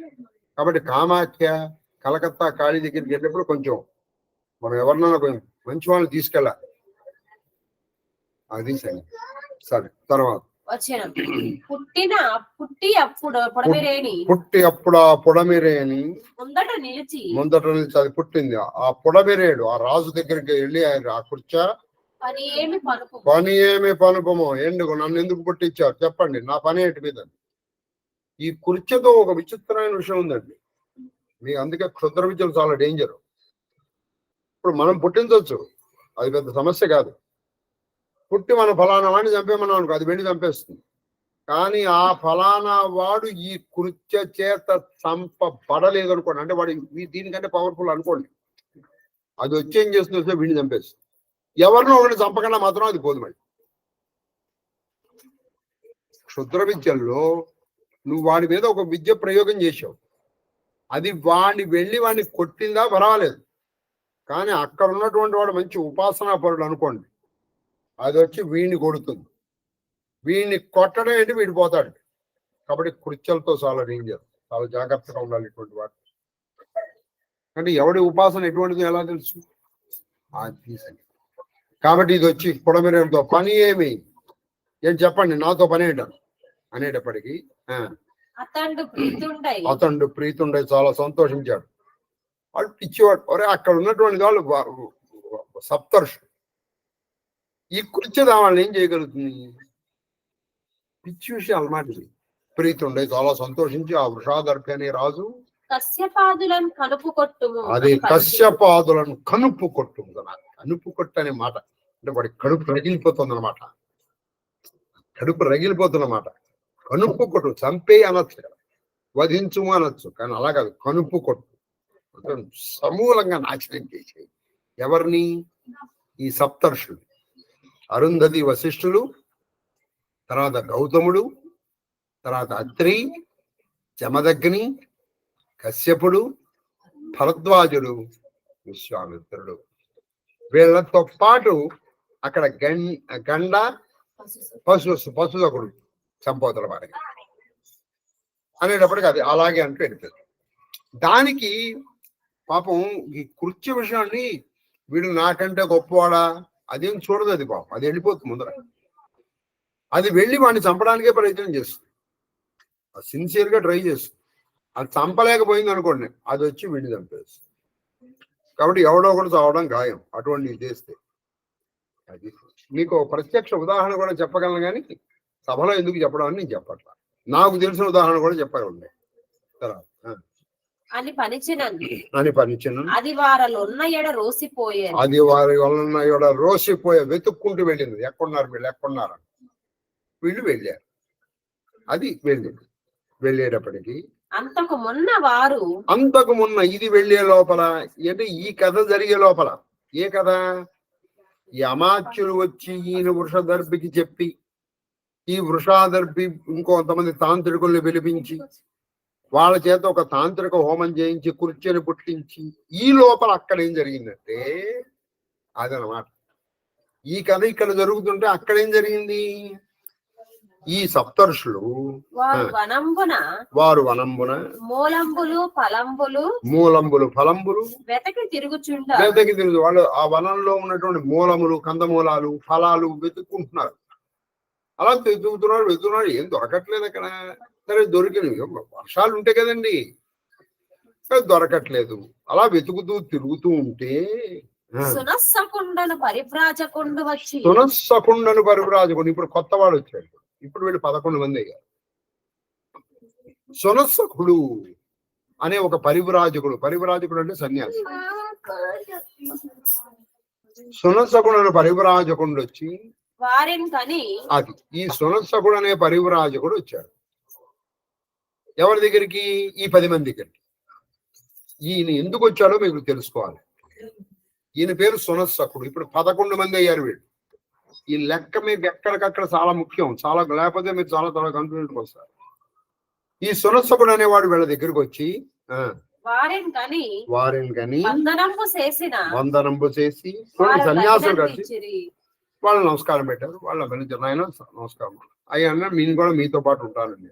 సరే ఉండు నాయన అని నాన్న వారిని అభినందించి అతండు మునులను కలిసి ఏకార్థుండై సంచరించి ఏకార్థుండై అంటే వాడు కూడా అన్నం కోసం వెతుకుతున్నాడు. ఆ సునస్సకుడు ఏకార్థుడై అంటే వీళ్ళు అన్నం కోసం వెతుకుతున్నారు, తినడానికి. అన్నం అంటే రైస్ కదా, అక్కడ తినే పదార్థాల కోసం వీళ్ళు వెతుకుతున్నారు. ఆయన సునస్సకుడు కూడా అదే వెతుకుతున్నాడు. వీళ్ళతో కలిసి ఇప్పుడు 11 మంది వెతకడం ప్రారంభించారు. ఎక్కడైనా ఏమన్నా తినడానికి దొరుకుతుంది అని. సరే అలా వెతుకుతూ ఉంటే అట్లు చెరించున మహాత్ములు అతిక్షుదాన్వితులై తామర తూండ్లు పుచ్చుకొని నమలుటకై ఒక్క నలినాకరంపునకు సత్వరగతి నరుగుచున్నా. ఏం జరిగింది? ఆకలి భరించలేకన్నా ఉన్నారు. ఆకలి భరించలేకన్నా ఉంటే ఏం జరిగింది? అక్కడ ఒక నళినాకరము కొలను కనిపించింది. ఆ కొలంలో మంచి పద్మాలు ఉన్నాయి, తామర తూళ్ళు ఉన్నాయి, తామరం. వీళ్ళకి వెంటనే 11 మందికి ఒక ఆలోచన వచ్చింది. వీళ్ళ అన్నిటికీ ఒకేసారి ఆలోచనలు వస్తున్నాయి. నేను ఆలోచిస్తే నాకు ఈ కథ చెప్పడం నేను ఉప్పొంగిపోతున్నాను. నాకు నిజంగా చాలా బాగుంది. ఇవాళ అసలు 9 కాకుండా ఉంటే బాగుంటుందని నా అభిప్రాయం. బహుశా మీరు అలారం పెట్టుకున్నారేమో, మీరు 9కి ఎప్పుడు అయిపోతున్నారు. సరే, అప్పుడు ఈ తామర తూడును తింటే ఎలా ఉంటుంది అనుకున్నాను. ఇంత దాంట్లో కూడా చూసారా, ఇక్కడ ధర్మం ఆకలి చంపేస్తుంది. అరే సూర్యాస్తమయం అయిపోతుంది, మనం సంధ్యావందనం చేయాలి అని వాళ్ళు సంధ్యావందనానికి వెళ్ళారు. మనం ఎంత ఆకలిలో ఉన్నా ముందర మనం చేసే పనులు చేయాలండి. కొంతమందిని నేను చూస్తానండి, వాళ్ళు ఆకలితో వచ్చేసి కాళ్ళు వీళ్ళ తర్వాత ముందర అన్నం పెట్టు. ఏమిట్రే ముందర నువ్వు ఎంతన్నా ముందు నువ్వు చక్కగా కాళ్ళు కడుక్కుని కూర్చొని భోజనం చేయాలి. ఇది మనం భారతం నుంచి నేర్చుకోవాల్సిన పద్ధతులు. నేను ఇవాళ చేయనండి అంటే ఎట్లా? కాబట్టి వీళ్ళు ఏం చేశారు చూడండి, అప్పుడు ఆకలి చంపేస్తుంది వాడు. తామర తూళ్ళు దొరికాయి, అందుకని వీళ్ళు ఏం చేశారంటే ఆ రక్కసి అడ్డంపుగా పోయి, ఆ రక్కసి ఇక్కడ ఇంకో బ్రహ్మాండమైనటువంటి నీతి ఉంది. ఈ నీతి మీరు తప్పకుండా తెలుసుకోవాలి. మీకు చెప్పాను కూడా ఒకప్పుడు ఈ నీతి. నన్ను పరీక్షించడానికి కూడా ఒక ఆయన వచ్చారు, అది కూడా చెప్తాను ఇప్పుడు మీకు. వీళ్ళు వెళ్ళి ఆ తామర తూళ్ళు తిందామని వీళ్ళు లోపలికి వెళ్తున్నారు. తామర తూళ్ళు అంటే నేను నీళ్ళలోకి దిగాలిగా. ఆ రక్కసి, ఆ రాక్షసి అడ్డంగా నుంచుంది, వీళ్ళకి అడ్డంగా నుంచుంది. వీళ్ళు వెళ్ళనాటం లెక్క.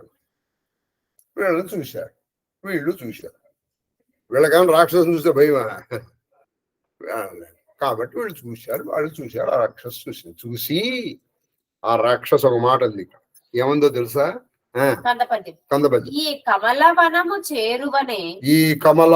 చేరువనే ఏ కార్యము చేయచూచి ఏంటి పేరు? ఈ కమలవనం. ఈ కులంలోకి మీరు వస్తారా? ఎందుకు?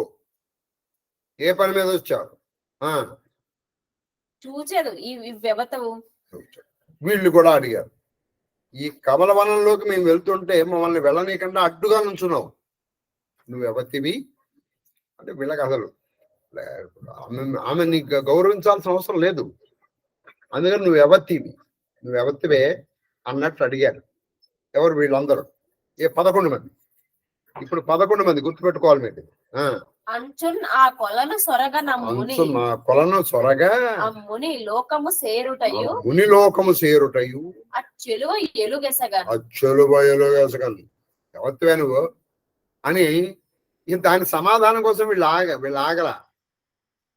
వీళ్ళు అది ఎవరితో చెప్పాలి కదా, వీళ్ళు ఆగల అన్నట్టు వాళ్ళు పొలంలోకి వెళ్తున్నారు. వాళ్ళు లోపలికి వెళ్ళిపోతుంటే అది కొట్టుగా గొంతు తడిచింది. గావ గురిపండుకోండి. బాగా అరవటం అనేటువంటిది రాక్షస లక్షణం అండి. చక్కగా మాట్లాడాలి. ఆ రుచింది. వీళ్ళు ఎలా అన్నారు? ఎవతను లే అన్నారు, అంతేగాని వీళ్ళు అరవలా. ఏమి తిక్కన గారండి అసలు. ఎవరు ఎట్లా చెప్పారు. తర్వాత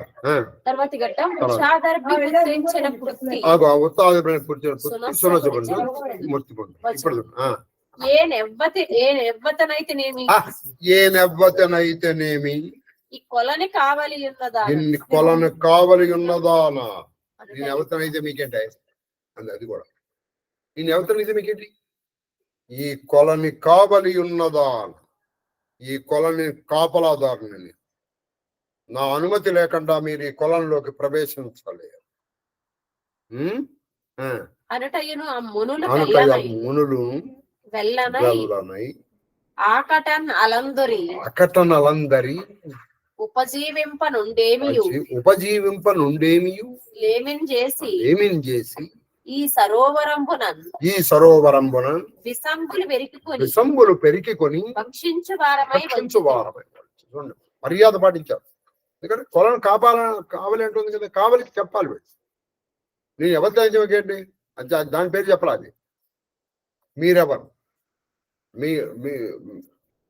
మీ కొలను కావాలి నేను అనేటప్పటికీ అదే ఉందంటే, అమ్మ మాకు బాగా ఆకలిస్తుందమ్మా, ఆకలి బాధలు మేము భరించలేకుండా ఉన్నాం.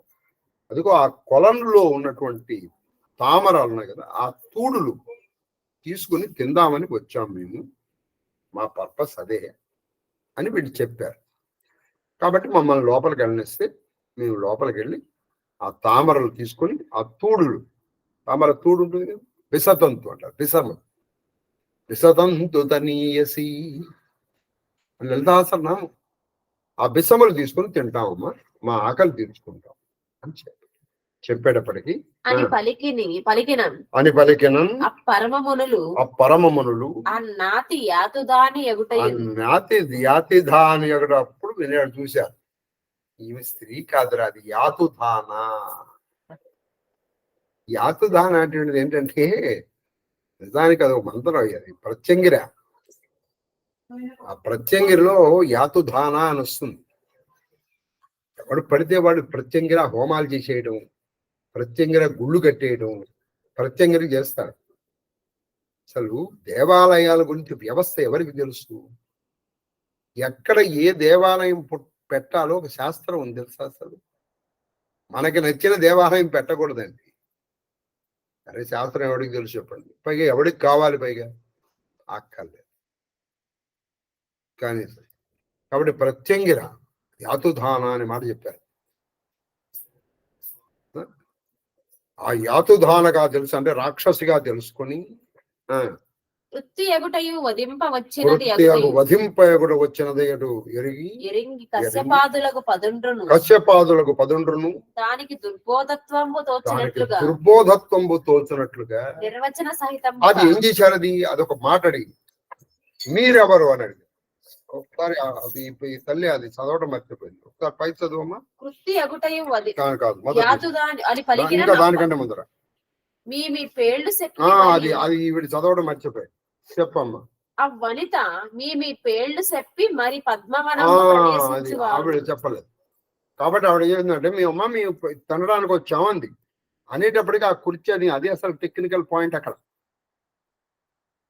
ఆ టెక్నికల్ పాయింట్.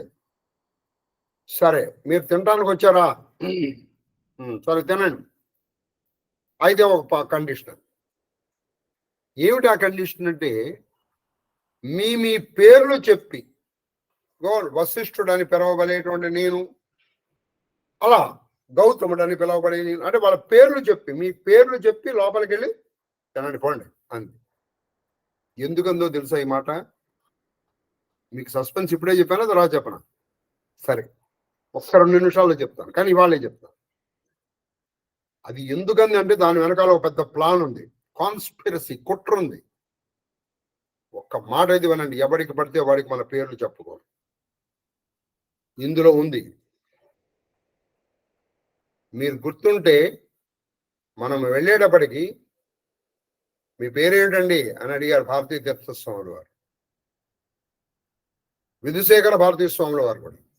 వాళ్ళు అడుగుతారు, ఎందుకంటే మనం చెప్తామా చెప్పమా అని. అప్పుడు పేరు చెప్పే పద్ధతి ఒకటి ఉందండి, అది భారతం చదివితే తెలుస్తుంది. ఎందుకంటే నీ పేరు నాకు తెలిసింది అనుకోండి, పేరు ఎందుకు పెడతారో తెలుసు అసలు? పేరు వల్ల నీకు ఆయుష్ అభివృద్ధి ఎందుకు. నీ పేరు తెలిస్తే, అందులో నీ గోత్రం తెలిస్తే, నేను ఇక్కడ ప్రత్యంగిర హోమం చేయడం ప్రారంభిస్తాను. నేను ఇక్కడ నిన్ను సమూలంగా కూడా నాశనం చేయొచ్చు. అది అందుకని ఒకప్పుడు 2 పేర్లు పెట్టుకునేవాళ్ళు ఒక్కొక్క పోదరు. మీ పేర్లు చెప్పి కొలను ప్రవేశింపుడు అనేటప్పటికి అప్పుడు ఇప్పుడు చదవాల్సింది ఇప్పుడు చదువుతుంది చదవమ్మా అని పలికిన నా పరమమునులు. అప్పుడు పలికేటప్పుడు అప్పుడు ఇది ఎందుకు మన పేర్లు చెప్పమంటుంది అని అప్పుడు చూశారు. తెలిసి ఆ పరమమునులు నాతి యాతుదాన, ఓహో ఈమె నాతి స్త్రీ కాదు, ఇది రాక్షసి అని తెలుసుకున్నారు. రాక్షసి అని తెలుసుకుని కృత్తి ఎగుటయు వధింపవచ్చినది, ఇది కృత్య, ఇది పైగా వచ్చిన పర్పస్ మనని చంపడానికి వచ్చిందని తెలుసుకొని, వధింపవచ్చిందని తెలుసుకొని అగుటయు నెరింగి కశ్యపాదులకు 10 అప్పుడు ఏం చేశారు మరి? వీళ్ళు పేర్లు చెప్పాలి కదా. కశ్యపాదులకు 10 దానికి దుర్బోధత్వంబు తోచునట్లుగా నిర్వచన సహితముగా వాళ్ళ పేర్లు చెప్పారు. ఎలా చెప్పారు? దానికి దుర్బోధము, దానికి అర్థం కాని విధంగా నిర్వచన సహితంగా చెప్పారు. అంటే ఉదాహరణకి ఇది మీరు సంస్కృతంలోనే చదవాలి. ఇదే తిక్కన గారు రాయలే, ఎందుకని రాయలేదు నాకు తెలియదు, రాయలేక మాత్రం కాదు. వ్యాస భారతంలో చక్కగా 10 శ్లోకాలు ఉన్నాయి అక్కడ. ఇప్పుడు ఉదాహరణకి భరద్వాజుడు ఉందనుకోండి. భరద్వాజుడు ఆయన పేరు ఎలా చెప్పాడంటే, అమ్మా భరద్వాజ, ద్వా అంటే 2, జ అంటే పుట్టినవాడు. ఆయన 2 సార్లు పుట్టాడు. 2 సార్లు పుట్టిన వాడినమ్మా నేను, ఇది నా పేరు అన్నాడు వెళ్ళిపోయాడు. కానీ అర్థం కాదు, ఏంటి 2 సార్లు పుట్టినట్లే అనుకుంది. ఇంకో ఆయన వచ్చాడు, నేను అన్నీ చూడగలుగుతాను, పశ్యక, అన్నీ చూడగలిగేవాడు కశ్యపుడు. ఆ కశ్యపుడు అనే పేరు అర్థం ఏంటంటే ఏదైతే అన్నీ చూడగలడో ఆయన కశ్యపుడు. ఏది కశ్యక అనకశ్యపుడు అని ఆయన చెప్పాడు. ఇంకో ఆయన వచ్చాడు, నేను యమ అనిలుడు. యమ అనిల మిశ్రమ స్వరూపం. అదేంటి యమ అనిలుడు? యముడు అంటే జమ, అగ్ని అనులుడు, ఈ 2 మిశ్రమ జమ దగ్గర. ఇంకో ఆయన వచ్చాడు, అమ్మా నాకు 3 లేనివాడినమ్మా నేను. 3 లేనివాడు ఎవడు? అత్రి. 3 లేవు ఆయనకి. ఏమిటా 3 లేవు? ఏదైనా కావచ్చు, జాగ్రత్త స్వప్న సుషుప్తి అవస్థలు లేవు. తర్వాత ఆయనకి ఈర్ష్య ద్వేషాలు లేవు, అసూయ లేదు. ఆవిడికి అసూయ లేదు, అనసూయ. 3 లేనివాడినమ్మా నేను. అత్రి అంటే 3 లోకాలు మించిన వాడు. తెలిసిన ఇంకో ఆయన చెప్పాడు, అమ్మా నేను అమృత బీజంతో కలిసినటువంటి శిష్టుణ్ణి, ఆచారపరుణ్ణి. వా అనేటువంటిది అమృత బీజం, శిష్ట దానికి అసలు అర్థం కావట్లే. ఏంటి అమృత బీజం అంటాడు, శిష్ట అంటాడు. ఇది పద్ధతి అండి. ఎప్పుడు కూడా మంత్రాలు చెప్పేటప్పుడు కూడా అండి, మనం మంత్రం చెప్పేయకూడదు. ఇప్పుడు ఉదాహరణకి భగవత్యత్వ వాక్యంపై ప్రణవాది ఏకానంత మహామంత్రం వచ్చే అంగుళ్యం కృష్ణ పరవసంతులు నిశ్చయించి అంటారు. అంతేగాని మంత్రం చెప్పలేదు. చూసారా, మంత్రం చెప్పేటప్పుడు ఇప్పుడు ఎలా చెప్పాలంటే, మీరు చెప్తూ ఉంటారు కామో యోని కమల వజ్ర పాణిర్ గుహ హస మాతరిష్వ పునర్గుహ మాతరు సకలామాయ పంచదశ చెప్పారు అక్కడ. అలాగే చండీ నవారణలోని వాంగ్మాయా బ్రహ్మ సుసత్మాత్, ఆ పేరు తెలిసి కానీ ఇది చండీ అని తెలియదు. అలాగే మన పేరు కూడా ఎప్పుడు చెప్పాల్సి వస్తే అలాగే చెప్పాలి. నా పేరండి అని చెప్పకూడదు. ఇది ముఖ్యంగా పెద్దవాళ్ళతో. ఇప్పుడు ఏదో ఆఫీసులో ఇలా చెప్తే వాడికి మెంటలెక్కుద్ది, వాడికి చెప్పకూడదు. ఎక్కడ ఎలా, ప్రస్తుతం మనం కలియుగంలో అలా చెప్పాలి. అందుకే పెద్దవాడిని టెస్ట్ చేయడానికి నీ పేరేంటండి అని అడుగుతాడు. నీ పేరేంటండి అన్నప్పుడు చెప్పకూడదు. ఇలా విశ్వామిత్రుడు అనుకో, ఆయన చెప్పండి, అమ్మా ప్రపంచానికి నేను స్నేహితుడిని, ప్రపంచానికి స్నేహితుడిని అని చెప్పాడు విశ్వామిత్రుడు. అమ్మా చెప్పితే గౌతముడు ఎలా చెప్పాడో నాకు అర్థం కాదు. కాబట్టి గౌతముడు కూడా అలా చెప్పుండొచ్చు. గోవుల నుంచి వచ్చింది కావచ్చు, గోశబ్దం నుంచి. నిజంగానే గోశబ్దం నుంచే వచ్చింది గౌతముడు. గోశబ్దం నుంచి వచ్చింది కాబట్టి గోవులు రక్షించేటువంటి వాడు. అలా వాళ్ళ పేరు చెప్పేశారు. ఇకపోతే అరుంధతి కూడా అలాగే చెప్పింది ఆవిడ పేరు. అరుంధతి ఆవిడ ఎలా చెప్పిందంటమ్మా, నక్షత్రాల్లో నేను ఒక నక్షత్రాన్ని తల్లి అని. ఇంకో ఆవిడ వచ్చాడు, ఈ గండా పశుకుడు కూడా అలాగే చెప్పారు. అమ్మా నేనుంటే ప్రతి వాళ్ళకి, నన్ను తప్పించుకొని ఎవరు వెళ్ళారమ్మా, నేను గండం, నన్ను తప్పించుకొని ఎవరు వెళ్ళారు అని చెప్పి. ఇంకో ఆయన వచ్చాడు, ఈ గండ భర్త పశుకుడు. అమ్మ నేను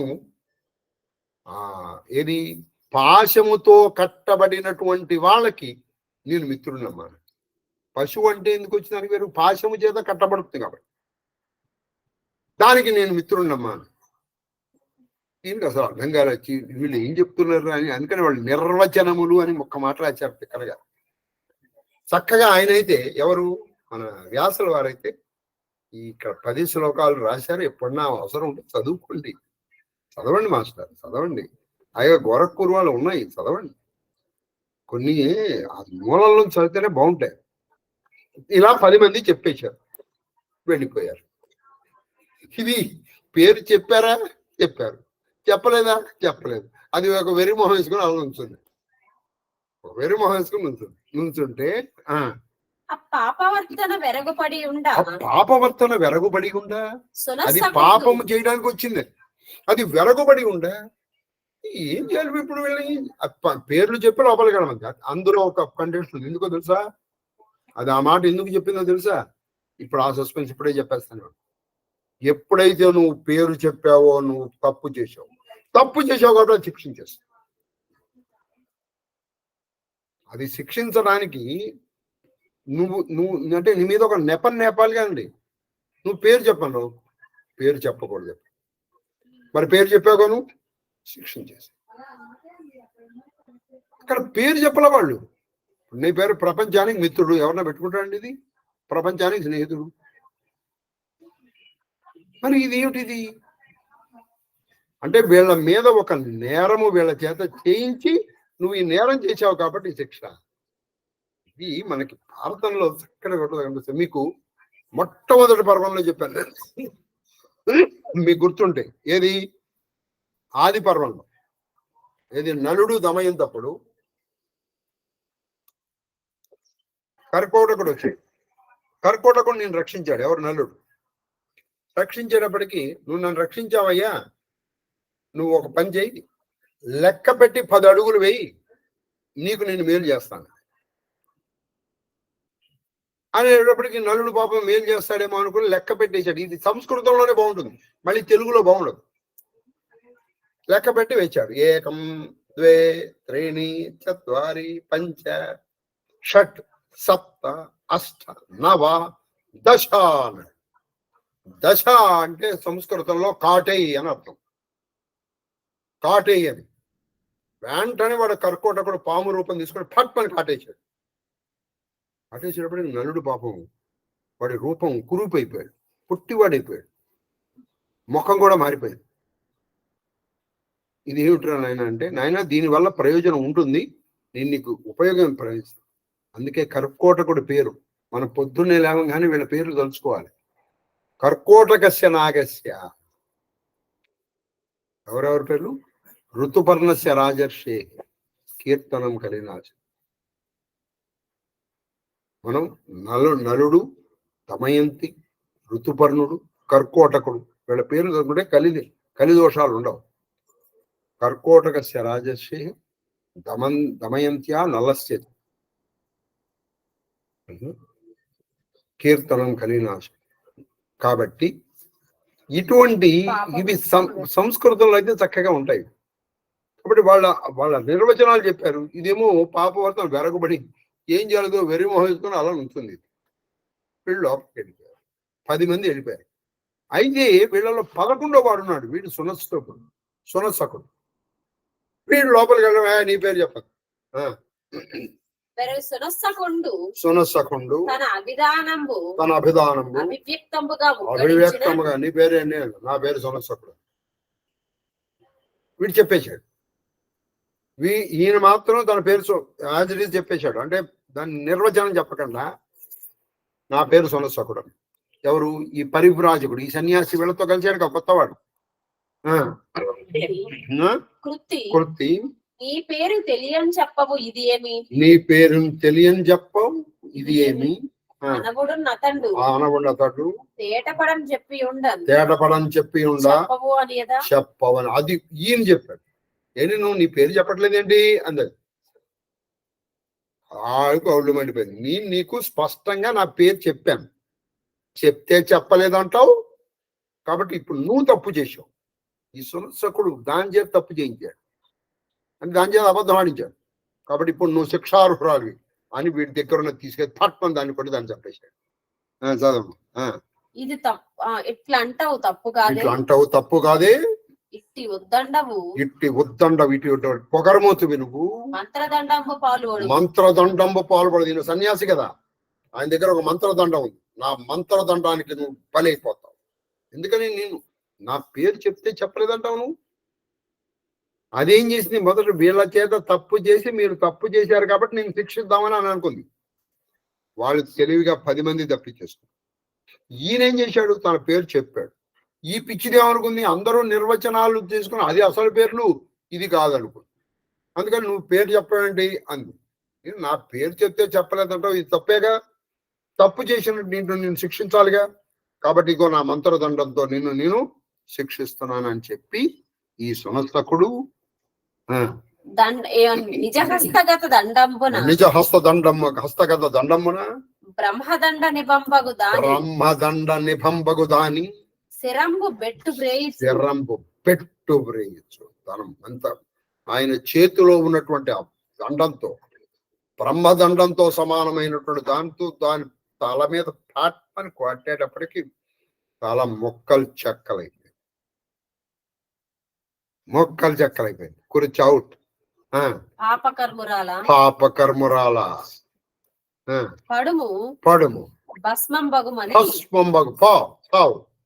భస్మీపట్లం అయిపో, బూడిదైపో అని చెప్పాడు.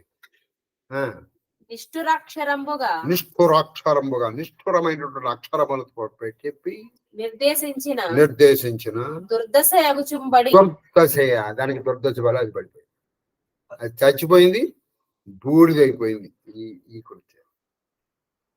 ఈ కురిచి బూడిదైపోయింది. సరే, పేర్లు చెప్పకండి. ముఖ్యంగా దీక్షానామాలు అసలు చెప్పకూడదు. ఒకసారి ఏం జరిగిందంటే, మా నాన్నగారి ప్రధాన శిష్యుడు, ప్రథమ శిష్యుడు అయినటువంటి డాక్టర్ బివి పూర్ణేశ్వర్ గారు చంద్రశేఖర పరమాచార్యుల వారికి వెళ్ళారు. ఆయన నమస్కారం పెడుతున్నారు. ఆయన మీరు దీక్షాపరులా అంటే మీ పేరేంటి? ఇప్పుడు డాక్టర్ గారు చెప్పలేదు, గురువు గారు వంక చూశాడు. ఇప్పుడు మా నాన్నగారు ఆయన అడుగుతున్నది పరమాచార్యుల వారు కదా, జగద్గురువు, చెప్పచ్చా? కాబట్టి దీక్ష మన నామాలు గుప్తంగా ఉంచుకోవాలి, మన పేర్లు గుప్తంగా ఉంచుకోవాలి. ఎప్పటికప్పుడు ఊరికి అరవకూడదు. ఎందుకంటే ఇప్పుడు మన అదృష్టం కొద్దీ అంతగా చేసేవాళ్ళు లేరు కాబట్టి సరిపోయింది. అందుకే కొంతమంది ఏం చేస్తారు తెలుసా, 2 నామాలు పెట్టుకుంటారు. ఎందుకంటే ఒక నామం తెలుసు. ఇప్పుడు అసలు అతని పేరు చంద్రమౌళి అనుకోండి, ఇంట్లో హరి అని పిలిపించుకుంటాడు. ఎందుకని? అందరికీ హరితో వ్యవహరిస్తుంది. ఈ చంద్రమౌళి మీద ఎవరు ఈ క్షుద్ర ప్రయత్నాలు చేయలేరు. అదనమాట. అలా చేయొచ్చు. ఆ రక్కసి భస్మీభూతయ్యే అదే అయిపోయింది, బూడిదై పడిపోయింది. సరేనా? కాబట్టి ఇది పేర్లు చెప్పమంటంలో ఊరికే పేరు కాదు, వీళ్ళ చేత తప్పు చేయించారు, చేయలేదు. ఈయన చేయించాడు సునస్సకు, దాన్ని శిక్షించాడు, చచ్చిపోయింది. సరే అక్కడ పెట్టేసే. అప్పుడు ఒక పదునకండ్రును ప్రమోదము చాలా ఆనందించారు. ఆనందంతో పయోజ షండంబు అంటే కొలను. పయోజ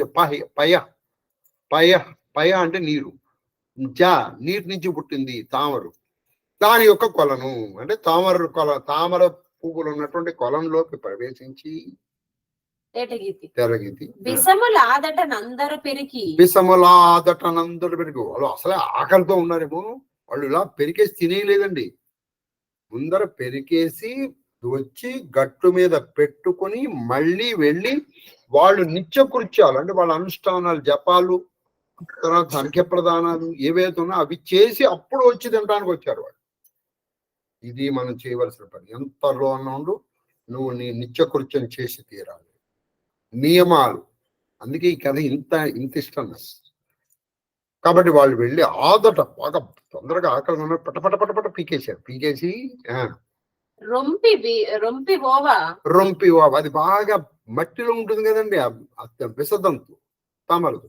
ఆ రొంపి ఓవా ఆ మట్టి పోయేటట్టుగా నీళ్ళల్లో బాగా కడిగారు. నీట తెమల్చి నీటిలో కడిగి మోపుగా నమర్చి వాటిని కట్టలుగా కట్టారు. అంటే ఒక్కొక్కళ్ళు ఒక గుప్పెడు లాగారనుకోండి, ఆ గుప్పెడిని ఒక కట్టగా కట్టి తీరమున పెట్టి వాటి పైకి తీసుకొచ్చి తీరమున పెట్టి అంటే గట్టు మీద పెట్టి చూడండి, నియమములు తీర్పదొచ్చి అంటే ఆ సమయం చూసుకున్నారు. అప్పుడు ఓహో ఇప్పుడు 12 అయింది, మాధ్యాహ్నిక సమస్య లేదు, సాయంకాలం అయింది, సాయంకాల సంధ్యావందనం గాయత్రి చేయటానికి వెళ్ళారు. నియమములు వెళ్ళి తీర్చి ఆకలి తము కోసి ఈ ఆకలి వీళ్ళని తినేస్తుంది. వీళ్ళు ఇంకా దాన్ని తినలే, ఆకలి వీళ్ళని తినేస్తూ ఉంటాగా అది పూర్తి చేసుకుని వెళ్ళొచ్చారు. చూడండి, ఆకలి తినేస్తుంది కదా అని చెప్పేసి రోజు 108 చేసేటువంటి గాయత్రి ఇవాళకి 11 చేద్దాంలే అనుకో. 108 చేసి అప్పుడు ఇక్కడికి వచ్చారు. చేసి కోసి తినగా కూడి అవచ్చారు. కొలంలోంచి బయటకు వచ్చారు వీళ్ళందరూ. వీళ్ళు ఒక్కొక్కళ్ళు కట్టలు కట్టుకున్నారు. అది ఎవరి కట్టవాళ్ళు తినేయడానికి సిద్ధంగా ఉన్నారు. సరే అప్పుడు బిసములు నిడిన నెలవునకు పోయి ఎక్కడైతే ఈ బిసములు అంటే తామర తూడులు పెట్టారు అక్కడికి వెళ్ళి అచట నిగిడించిన చూట్కులకు అవి తోపకుండా అంటే బాగా చూశారు, కళ్ళు బాగా పెద్దవి చేసి. అక్కడ బిసములు లేవు, తామర తూడులు లేవు. అసలు ఘట్టం వచ్చిందండి. మహాదేవుడి దయవల్ల 9 కాకుండా ఉంటే చెప్తాను, లేకపోతే రేపు చెప్తాను. అసలు ఘట్టం మనని ప్రబోధం చేసేటువంటి ఘట్టం. అక్కడ ఎవరివి లేవు. ఇప్పుడు అక్కడ 11 మంది 11 మోపులు పెట్టారనుకుందాం, లేదా 11 మంది కలిసి ఒక పెద్ద మోపుగా పెట్టారనుకుందాం, అసలు ఒక్కటి కూడా లేదా. చూశారు, ఇక్కడే కదా పెట్టింది, ఎక్కడా లేదు. కలయం పరికించి కలయం పరికించుకొని అక్కడ పెట్టామా ఇక్కడ పెట్టామా ఇక్కడ పెట్టామా అని అన్నా చూశారు, ఎక్కడా లేదు. ఇట్లు కానక తమలో ఇట్లు కానక తమలో ఇల్లు కలపదు, ఇట్లు కానక వాళ్ళల్లో వాళ్ళు. ఇది అసలు ఘట్టం, మనకి పనికొచ్చే ఘట్టం, మనకి నిజంగా పనికొచ్చే. ఇప్పటివరకు కథ, ఇప్పుడు మనకి నిజంగా పనికొచ్చే ఘట్టం చెప్పమ్మా. వచనం ఒండొరులు శంకించి ఒండొరులు శంకించి ఇప్పుడు 11 మందిని, నేను స్నానం చేసేటప్పుడు వీడు ఏమన్నా వచ్చి తీసేసాడు, ఎందుకంటే ఆకలి అని ఒకళ్ళనొకళ్ళు అనుమానించుకున్నారు. ఎందుకంటే వాళ్ళు కామరూపులు, వాళ్ళు ఇక్కడ ఉండగలరు అక్కడ ఉండగలరు. ఏమో ఇక్కడ స్నానం చేస్తుంటే మన పక్కన ఉంటాడు, ఈ లోపల వెళ్ళిపోయి తినేస్తే అని అందరూ అనుకున్నారు. వాళ్ళు ఆడ మగ తేడా లేకుండా అందరూ, అక్కడ ఆడవాళ్ళు ఇద్దరే ఉన్నారు, అరుంధతిను గండ, మిగతా 9 మంది మగవాళ్ళు. అందరూ తాను తప్ప మిగతా వాళ్ళు 9 మంది పని చేసి ఉంటారు అని అనుకున్నాను. తాను తప్ప మిగతా 10 మంది చేసి ఉంటారని అందరూ అనుకున్నాడు. చూసారా, మనం ఒక్కొక్కసారి ఎదటివాడు ఎటువంటి వాడో మీకు తెలుసు, అయినా మీ కన్ను మీ మనస్సు ఎదటి వాడిని అనుమానించేటట్టు చేస్తుంది. ఎందుకని మనం నమ్మింది ఏమనుకుంటాం, మన కన్ను చూసిందే నిజం అనుకుంటాం, మన చెవులు విన్నదే నిజం అనుకుంటాం. అంతరార్థం వేరే ఉంటుంది, అంతరార్థాన్ని తెలుసుకోవాలి. ఎటువంటిది ఈ పరిస్థితుల్లో మనం ఇలా ఊహించవచ్చా అని తెలుసుకుని ఉన్నవాడు వాడు ధన్యుడవుతాడు, వాడు ధన్యుడవుతాడు. ఇక్కడ ఇంకా చెప్పాలంటే ఒక్కడే ఈ పని చేయలే, మిగతా అందరూ చేశారు, అందరూ అందరిని అనుమానించారు, ఇంకొకడు మాత్రం అసలు అనుమానించారు. ఎందుకంటే నీ కన్ను నిన్ను మోసం చేస్తుంది, నీ చెవులు నిన్ను మోసం చేస్తాయి, నీ మనస్సు నిన్ను మోసం చేస్తుంది. అది సంగతి. చెప్పండి. ఒండొరులు శంకించి ఒకళ్ళొకళ్ళు అనుమానపడ్డారు, అనుమానపడి శపథంబులు పలుకుదుముగా. ఇప్పుడు మనం చూడండి, మా చిన్నప్పుడు నేను చేసేవాళ్ళు, మరి ఏం చేస్తారు. ఇప్పుడు నేను అక్కడ చాక్లెట్ పెట్టుకున్నాను, మా 3 స్నేహితులు కనపడలేదు. అరే ఈ చాక్లెట్ ఎవడు తిన్నాడో వాడు అని మేము వాడిని తిడుతూ ఉండేవాళ్ళం, అని తిన్నవాడిని తిట్టేవాడు. ఇప్పుడు ఈ 3లో ఎవడు తిన్నాడో ఆ తిట్లు తినలేక ఎవరు నేను తిన్నారా అని నిన్న చెప్పాలి. అలా అదే అన్నమాట. ఇక్కడ వాళ్ళు ఆ పని చేసిన అది చేశారు. మా చిన్నప్పుడు కూడా మేము చేసేవాడు. నాకు బాగా గుర్తు, నా చిన్నప్పుడు విషయాలు గుర్తొచ్చాయి. గోళీలు ఒకటి నా చిన్నప్పుడు పోయి, ఈ గోళీ కనుక తీసుకున్నవాడు ఇంట్లో ఏం తిట్టంటే ఏం చెప్తా చెప్పండి. ఇప్పుడు సభలో ఈ గోళీ ఇంట్లో పడితే వాళ్ళ నాన్న చచ్చిపోతారు, వాళ్ళ అమ్మ చచ్చిపోతారు, ఏదో వాడి కాళ్ళు ఇరిగిపోతుంది. ఇది గోళీ కోసం వాడి కాళ్ళు ఇరిగిపోతుంది. నా గోళీ ఎవరు తీసుకున్నాడో వాడు. అప్పుడు ఏం జరుగుతుందంటే నిజంగా తీసుకున్నవాడు ఎక్కువ భరించలేడు దాన్ని. వాడు చెప్తాడు, అరే నేనే పొరపాటున తీశాను. ఇప్పుడు అదే పని చేశారు వీళ్ళందరూ. నిజంగా ఈ తూడులు దొంగిలించినటువంటి వాడు అని పైగా వాళ్ళు ఇప్పుడు మనలాగా వాడి కాలు విరిగిపోతుంది, వీడి చెయ్యి విరిగిపోతుంది అని బెటర్గా నేను ఈ పని చేయకపోతే నేను మీకు అందుకే నేను చెప్పాను, నేను కరెక్ట్గా ఈ ఘట్టము ప్రిపేర్ అవుతూ మా మా మా నాన్నగారు వాళ్ళ నాన్నగారుగా భావించేటువంటి మా అబ్బాయి దగ్గరకు వచ్చి నేను విషయం చెప్పాను. ఒట్టు పెట్టాలంటే ధైర్యం ఉండాలి. అందుకే సభాముఖంగా కూడా మళ్ళీ చెప్పగలుగుతాను, చెబుతా. ఎందుకో తెలుసా, అడుగు తీసి అడుగు వేస్తే ధర్మం తప్ప అధర్మము తెలియని నేను వేద సభ జరిగిన మరుక్షణమే చెప్పాను, చెబుతాను. నా కంఠంలో ప్రాణం ఉన్నంత వరకు చెప్తాను. ధర్మం ఉన్నంత వరకే నా కంఠంలో ప్రాణము నిలుచు కాక, ధర్మము తప్పిన మర్నాడు ఈ కంఠము నుండి ప్రాణము విడువడుగాక. ఇది ముక్కోటి దేవతల సాక్షిగా చెప్తున్నటువంటిది. అప్పుడు వేద సభలో చెప్పాను, ఇప్పుడు సభా సాక్షిగా కూడా చెప్తాను. ఎందుకని సభా సరస్వతి నమః. నాకు నా మనస్సే సాక్షి. తొక్కలో ప్రజలు మనుషులు కాదు. I don't care these people's feelings. ఎందుకని నన్ను నిర్దేశించేటువంటి వాడు ఆ స్థితిలో ఉన్నవాడు అయి ఉండాలి. అటువంటి కానివాడు చెప్పేటువంటి మాటలు మనం పట్టించుకోవాల్సిన అవసరం. ఇంకా ఎప్పటి అటువంటి బచ్చాగాడు చెప్పినటువంటి మాటలు మనం పట్టించుకోవాల్సిన అవసరం. కాబట్టి ఇక్కడ అటువంటి ఒట్లే పెట్టుకుంటా ప్రారంభించారు అందరూ. ఈ ఒట్లు నిజంగా మీరు మనస్సుతో విన్నవాడు ధన్యుడు, మనిషిగా బతకగలి. లేదు సార్ నేను మృగంగా ఉండదలుచుకున్నా అంటే నువ్వు వినకండి చెప్పండి. సునస్సకుని వినువానిండా సునస్సకుడు వినివాడు. అక్కడ సునస్సకుడు వింటుండగా చేసుకొని అంటే సునస్సకుడు కొత్తగా వచ్చాడు కదా, అతను వింటూ ఉండగా ఆహా మీరు ఈ పాయింట్ మీరు మరి లాస్ట్ వరకు గుర్తుపెట్టుకుంటే మంచిది. సునస్సకుడు అంటే కొత్త ఏ పరివ్రాజకుడు అయితే ఈ కుర్చీని చంపాడో ఆ కునసకుడు వింటూ ఉండగా వీళ్ళు 10 మంది ఒట్లు పెట్టడం ప్రారంభించారు, లేదా శబదాలు చెప్పడం ప్రారంభించారు. అంటే నేనే కనుక ఈ పని చేసి ఉంటే ఈ పాపం చేసిన వాడు ఏ గతికి వెళ్తాడో ఆ పాపానికి నేను వెళ్ళిపోతాను అని. అప్పుడు అత్రి ముందర అత్రి ఒట్టు పెట్టాడండి. అత్రి పెట్టిన ఒట్లు ఏంటో తెలుసా? మొదవు తన్నుట. ఆవుని తన్నితే ఏ పాపం వస్తుందో ఆ పాపం నాకు రాగాక. ఏది ఈ తూడులు కనుక నేను దొంగతనం చేస్తాను. రవి అభిముఖత చూడండి, రవి అభిముఖత తనకు కలుగు మూత్ర పురీషములు. ఎప్పుడు కూడా సూర్యుడికి ఎదురుగుండా నిలబడి సూర్యుడు నాకు కనిపించట్లేదు సార్ నేను బాత్రూంలో ఉన్నాను కాదు అంటే సూర్యుడు తూర్పు దిక్కుగా ఉండంగా.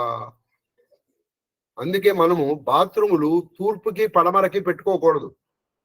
ఎందుకు పెట్టుకోకూడదు? సూర్యుడికి అభిముఖంగా మూత్ర పురీషములు అంటే 1, 2 చేయకూడదు. చేసిన వాడు నరకానికి పోతాడు. నువ్వు ఎప్పుడైనా రోడ్డు మీద కూడా కూర్చుని సూర్యుడికి ఎదురుకుండా కూర్చొని చేయకూడదు, అది సూర్యుడి మీద పోసినట్టు. కొంచెం సూర్యుడు ఉన్నాడు అనుకో, అందుకే ఎప్పుడు కూర్చునేటప్పుడు ఇటు ఉత్తరానికి కానీ ఇటు దక్షిణానికి కానీ కూర్చోవాలి. చూడండి, ఇందులో మీకు వాస్తు శాస్త్రం కూడా చెప్పేస్తున్నారు. ఎవడైతే సూర్యుడికి అభిముఖంగా మూత్ర పురుషములు చేసి ఏ నరకానికి వెళ్ళిపోతాడో ఆ నరకానికి నేను వెళ్ళిపోతాను అన్నాడు అత్రి. ఇంకా చెప్తున్నాడు అత్రి, ఒకటి కాదు చాలా చెప్తున్నాడు. మూత్ర పురుష మోక్షణము చేత అధ్యయనము అనధ్యయనము నందు నడపుట, అది అధ్యయనం అనధ్యయనందు నడపుటకు అగు బిసంబులు మృచ్చినట్లు. ఎవడైతే దొంగతనం చేశాడో వాడు ఈ పాపాలకు వెళ్ళిపోతాడు. ఇది అనధ్యయన రోజులు అధ్యయనం చేస్తే. అనధ్యయములు అంటే ఏంటి? పాడ్యమి నాడు నువ్వు కొత్త పాఠాలు చదవకూడదు, అలాగే అష్టమి నాడు చదవకూడదు, చతుర్దశి నాడు చదవకూడదు, అమావాస్య పౌర్ణమి నాడు చదవకూడదు. ఇవి హాలిడేస్. పౌర్ణమి గురుర్హాని. అమావాస్య పౌర్ణమి నాడు కనుక చేస్తే నీకు చెప్పిన గురువు గారు మధ్యలోనే మహాదేవ్ అయిపోతాడు. చతుర్దశి నాడు చెప్తే శిష్యుడు పోతాడు, అష్టమి నాడు చెప్తే ఇద్దరు పోతారు, పాడ్యమి నాడు ప్రారంభిస్తే చదువు పోతుంది. ప్రతిపాఠశీలస్య విద్యా ఏవ తనుతాంగతి అంటారు సుందరాకాండ. పాడ్యమి నాడు ప్రారంభించిన వాడి చదువు రోజు రోజుకి తగ్గుతూ ఉంటుంది. కాబట్టి అనధ్యయనంలో అధ్యయనం చేసిన వాడు అది ఏ పాపం అంటే ఆ 6 రోజులు నువ్వు కొత్త పాఠాలు చదవకూడదు, పాత పాఠాలని వెళ్ళవేసుకోవాలి. మళ్ళీ చెప్తున్నా చూడండి, ఒక నెలలో 2 పాడ్యములు, 2 అష్టములు, 2 చతుర్దశులు, 1 అమావాస్య, 1 పౌర్ణమి, 8 అనధ్యయములు. అనధ్యయముల్లో అధ్యయనం చేసినటువంటి వాడు ఏ పాపానికి పోతాడో ఇది అత్రి 3 పేజీలు చెప్పారు. 1 ఆవుని తన్నిన పాపము, రవి రెండు, అభిముఖత తన సూర్యుడికి అభిముఖంగా అంటే ఎదురుకుండా నిలచోటి 1, 2 చేసిన వాడు పాపం. 3, ఆ అనధ్యయం రోజున అధ్యయనం చేసిన వాడు ఏ పాపం పొందుతాడో ఈ తూడులు దొంగిలించిన వాడికి ఆ పాపము రాగాక. అంటే తనకి రాదుగా, తను చేసిండు అంత పాపాలు అనలేదుగా. సరే, వచనం అనుటయు వశిష్ఠుడు అనుటయ్య వశిష్ఠుడు అప్పుడు ఇది విన్నాడు. వశిష్ఠుడు ఆయన వచ్చాడు. ఆయన వచ్చి ఇప్పుడు మనం ఇలా శబదాలు పెట్టుకుందాం. ఎందుకంటే ఈ శబదాలకి దొరుకులు కోరిన ఇంత బాబులు నేనే చేశాను రా అని ఎవడు అంటాడుగా. పై అది ఆ రోజు తిట్టుకోరా, నువ్వు ఏమన్నా తిట్టుకోరా. మా చిన్నప్పుడే మేము తిట్టుకోలేక వాడిది ఏమన్నా పొరపాట్లు తీసుకున్నాం అనుకోండి, వాడు నేనే తీసుకున్నాను రాని ఇచ్చేసేవాడు. ఎందుకంటే ఒక్కొక్కసారి వాడి తిట్లు భరించలేక అలా తిట్టేవాడు. బహుశా మీరు కూడా ఆటలాడారేమో నాకు తెలియదు. ఇప్పుడు వశిష్ఠుడు ఏమని చెప్పాడంటే ఆయన శపథం ప్రారంభించారు. ఆహా, కన్నపతి శృతి చదువమి శృతి చదువమి, నువ్వు మనిషై పుట్టి అందులో బ్రాహ్మణుడి వై పుట్టి వేదము చదవని వాడు ఏ పాపానికి పోతాడో. అందరూ చదవాలండి. నువ్వు కనీసం నేర్చుకోవాలి. మనిషి అయినటువంటి వాడు ఏదైనా ఒక స్తోత్రం నేర్చుకోవాలి. సన్యాస స్థితి కాముకుడవు అది సన్యాస స్థితి కాదు. వాడు సన్యసించాడు. వాడికి అయినా ఇంకా ఆ ఒక అమ్మాయిని కానీ అమ్మాయిని స్త్రీని చూసేటప్పటికి వాడికి ఆ కామభావం పోట్ల. ఇంకా కామభావం ఉన్నటువంటి వాడు అంటే ఆ నిత్యానందుడు లాంటి వాడు. వాడు ఎక్కడికి పోతాడో అక్కడికి పోతాడు. వాడు కుక్క చేకొని తిరుగాను కుక్క చేకొని తిరుగా. నువ్వు చాలా సరదాగా కుక్కని చేతిలో పట్టుకుని పొద్దున పూట సాయంకాలం పూట దాని చేత 1, 2 చేయించడానికి తిరుగుతూ అలా తిరుగుతున్నందుకు అసహ్య పడకుండా వాడు ఏ నరకానికి పోతాడో నేను ఆ నరకానికి పోతాను. ఇప్పుడు ఇది విన్న తర్వాత కుక్కలు పెంచుకోండి. కుక్కల్ని చేతిలో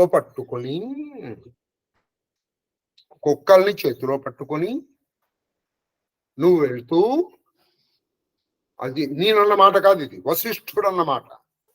కుక్క చేత పట్టుకొని మతి రోయమినయ్యడు. కనీసం ఏడు దరిద్రం ఈ కుక్కను పట్టుకోవాల్సి వచ్చిందిరా అని అసహ్యం కూడా పడకుండా వాడు ఏ పాపానికి చెందుతాడో ఈ తూడులు ఈ విషములు దొంగిలించిన వాడికి ఆ పాపం రాగాక అని వశిష్ఠుడు పెట్టాడు శబదం. కుక్క చేత పట్టుకొని అయ్యడు దుర్గతి అంటే ఇటువంటి వాళ్ళు చేసిన వాళ్ళు ఏ దుర్గతి పొందుతారో.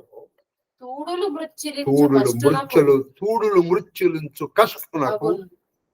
ఈ తూడులు మృత్యలి అంటే దొంగతనం చేసినటువంటి వాడి పాపాత్ముడికి, వేదం చదవని వాడికి, 2 సన్యాసంలో ఉండి కూడా నీకు ఇంకా కామభావం పోనటువంటి వాడికి,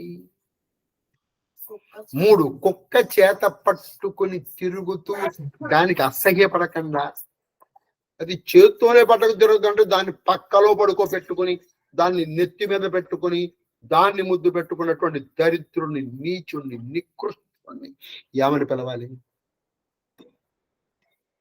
అది వాడు ఏ దుర్గతికి పోతాడో నేను అంటే వశిష్ఠుడు కదా అంటున్నాడు, నేను అదే దుర్గతికి వెళ్ళిపోతాను. లేదా అది ఈ తూడులు దొంగిలించిన వాడు ఆ దుర్గతికి పోతాడు.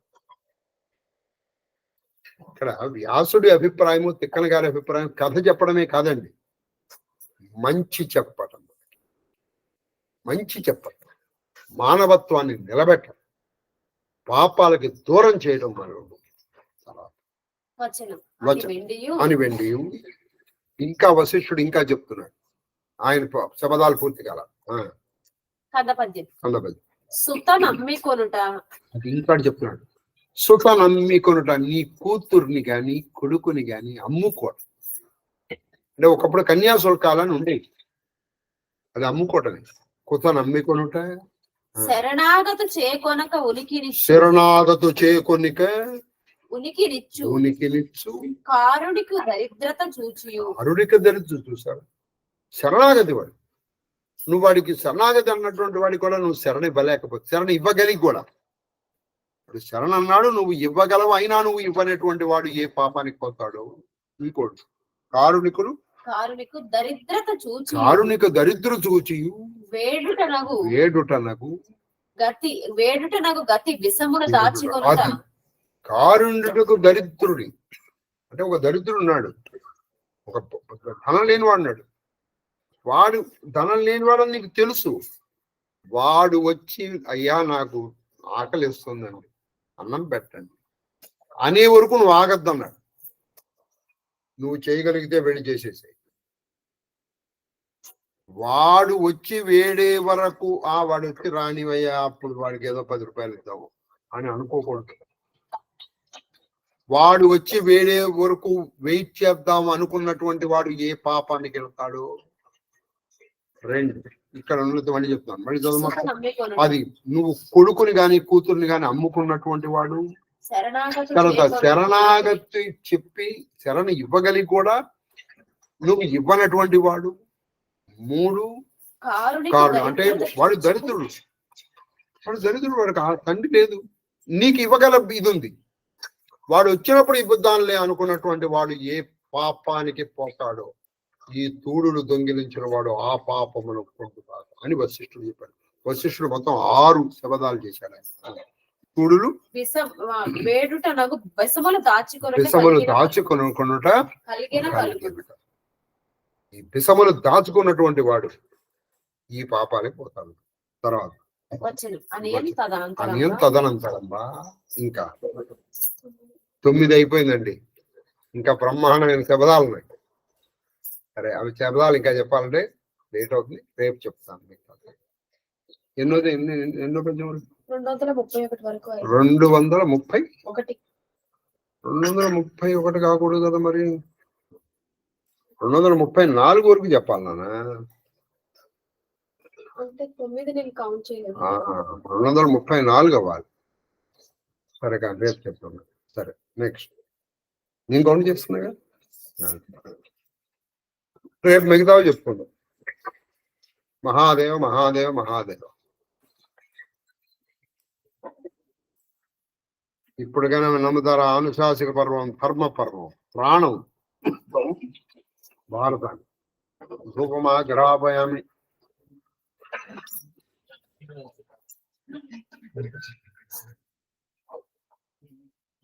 ఇంకా చక్కటి వస్తాయండి ఇందులో చాలా. ఇంకా దీపం దర్శయామి.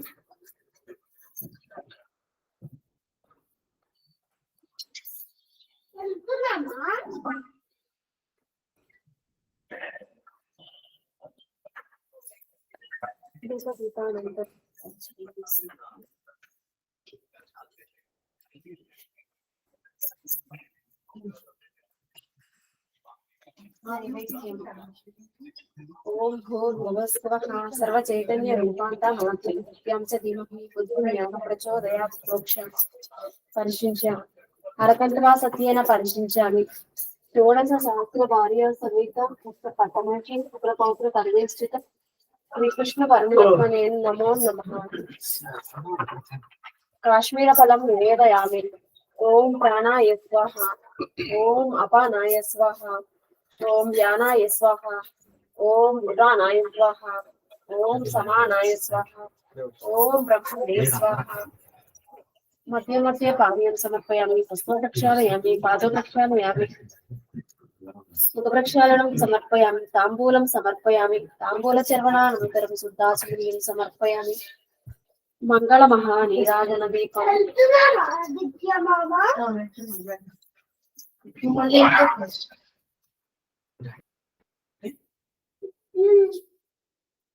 ఇప్పుడు డాడీ నీతోనే వచ్చిందా?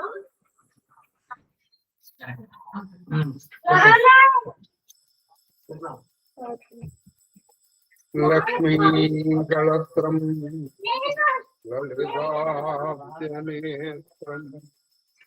పూర్ణేందువక్త్రం పురుహూతమిత్రం కారుణ్యపాత్రం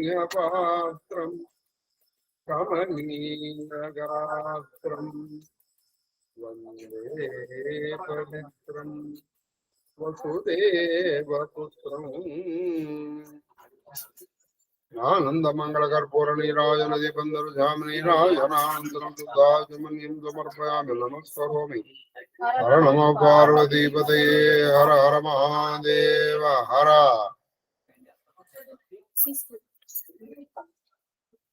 వజ్రం వాపమహీభృతం భవగదోత్స సిద్ధౌషధం మిథ్యాజ్ఞాన నిజా విశాలతమసా దిగ్మాంసు బింబోదయం క్రూరక్లేశమహీరుహమృతరజ్వాళాజటాలం సిగీద్వారం నిర్వృత్తే సద్మనో విజయతే కృష్ణేతి వర్ణద్వయం. తామరం విచయామి స్వస్తి ప్రజాభ్య పరిపాలయంతాం येन मार्गेण महिं महीजा गोब्राह्मणेभ्यः शुभमस्तु लोकाः समस्ताः सुखिनो भवन्तु. वर्षद्वर्जन्या पृथिवी सस्यशालिनी देशोऽयं क्षोभरहितो ब्राह्मणाः सन्तु निर्भया पुत्राः पुत्रिणः सन्तु पौत्रिणः सन्तु देवेम शरदां शतं मां सह कुटुम्बं सर्वशिवपरिवार धर्मबद्ध मनोरथ విన్నారా? మీరు కూడా చేయగలిగితే ఇటువంటి ధర్మ శపథాలు చేయండి. అప్పుడు మీరు చెప్పండి మీరేమిటో. ఊరికి అరవడం కాదు. మిత్రులారా, అరిచినంత మాత్రాన అధర్మం ధర్మం కాదు, ధర్మం అధర్మం కాదు. ధర్మాన్ని నమ్ముంటే ధర్మ శపథాలు చేసి అప్పుడు ముందరికి రండి. కన్ను చూసింది నిజం కాదు, చెవు విన్నది నిజం కాదు. అన్ని తెలుసుకొని మాట్లాడటం మంచిది. మహాదేవ తెలుసుకొని నిర్ణయాలు తీసుకోవడం మంచిది. నేను ఎవరిని అన్ను, అనవసరంగా మీరే కాలే నిప్పుని ముట్టుకోవడానికి ప్రయత్నం చేస్తున్నారు. మహాదేవ గుర్తు పెట్టుకోండి. ఇంకొక చిన్న విషయం, ఈ చెప్పంగానే మా బ్రహ్మరంధ్రం ఒకటి అడిగింది. అవునండి, ఇప్పుడు వాళ్ళకంటే అన్ని తెలుసు, నా పేరు కానీ మీ పేరు కానీ మనం ఎలా చెప్పాలండి? అప్పుడు చెప్పాను, అమ్మా అనుకున్నానుకోమ్మా, నా పేరు అనుకోమ్మా, రామాయణము మహాభాగవతపు కథానాయకుడిని అని చెప్పాలి. రామాయణం కథానాయకుడు ఎవరు? రాముడు. మహాభాగవతం కృష్ణుడు, కథానాయకుడు రామకృష్ణ. అయిపోయింది. అలా చెప్పాలి. మరి నా పేరు ఎలా చెప్పాలండి? అమ్మా, కైలాసవాసి యొక్క తేజస్ స్ఖలనము నుంచి అగ్ని, గంగ, వాయువు, శరవణము నుంచి వచ్చి స్త్రీ రూపం ధారిస్తే ఎవరో నిన్నది. ఎవరు? శివ కుమారి. అది సంగతి. అలా మీరు నిర్ణయించుకోవాలి. ఎప్పుడైనా పెద్దవాళ్ళు, అంటే ఉదాహరణకి భారతీయ తీర్థస్వాముల వారు ఇటువంటి వారి దగ్గరికి వచ్చినప్పుడు పేరు ఇలా చెప్పాలి. మనం పేర్లు అడుగుతారు, ఎందుకంటే మిమ్మల్ని టెస్ట్ చేయడానికి. నా పేరండి అని మీరు చెప్పారనుకోండి, ఓహో వీడి పరిస్థితి అని మనం అసెస్ చేస్తాం. గుర్తుపెట్టుకోండి. ధర్మశపథం చేయగలిగిన వాళ్ళు, ఈసారి మళ్ళీ వేదఘోష పెడుతున్నాను, అప్పుడు చెయ్యండి. మహాదేవ్.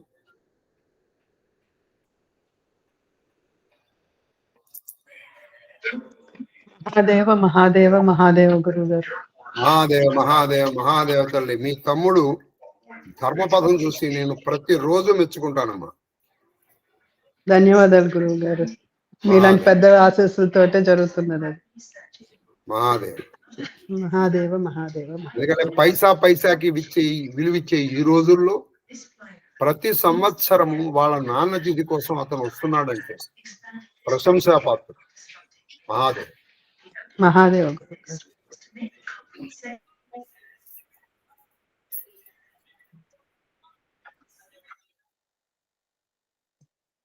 మహాదేవ మాస్టర్. మహాదేవ మహాదేవ మహాదేవ శాస్త్రి గారు. 12 బౌండ్ ప్రవచనం సార్. ఎవరు అందుకే మాట్లాడలేదు సార్. ఈ విషయంలో మాత్రం ఇటువంటి ప్రవచనాలు వచ్చినప్పుడు I really miss one person sir. That is doctor Kalluri Subrahmanyam గారు. ఆయన అసలు ఒక్క రోజు ఇవాళ నేను నిజంగా చాలా సంతోషంగా చెప్పాను. ఇటువంటి వింటే ఇంకా బాగా ఆయన ప్రతిస్పందించేవారు. చాలా బాగా ప్రతిస్పందించారు. అదనమాట. ఎందుకంటే నాకు చాలా ఇష్టమైనటువంటి ధర్మం గురించి వచ్చింది. ఆ ప్రాణం అది వచ్చింది. మహాదేవ్ మహాదేవ్ మాస్టర్, మహాదేవ మహాదేవ మహాదేవ.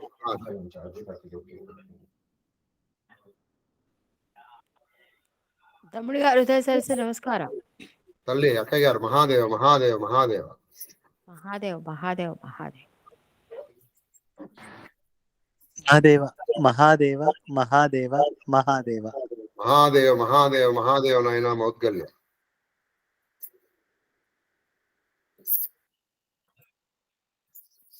మహాదేవ గురుగారు, మహాదేవ మహాదేవ మహాదేవ మహాదేవ మహాదేవ మహాదేవ హిమక్క. మహాదేవ గురు. మంచి సస్పెన్స్ లో ఆగిపోయింది కథ. ఇంతవరకు ఆ ధర్మరాజు ధర్మం గురించే ఇలా వింటూ వస్తూ ఇప్పుడు సప్త ఋషుల యొక్క ఇంకా డీప్ గా ఉంది. అంతే కదమ్మా, అది సంగతి. కాబట్టి మన పేరు ఎప్పుడూ చెప్పకూడదు, ఇది బాగా గుర్తుపెట్టుకోవాలి. అందుకే నీ పేరు ఏంటంటే నిమి అక్క అని చెప్పాలి. అవును గురు. ఆ,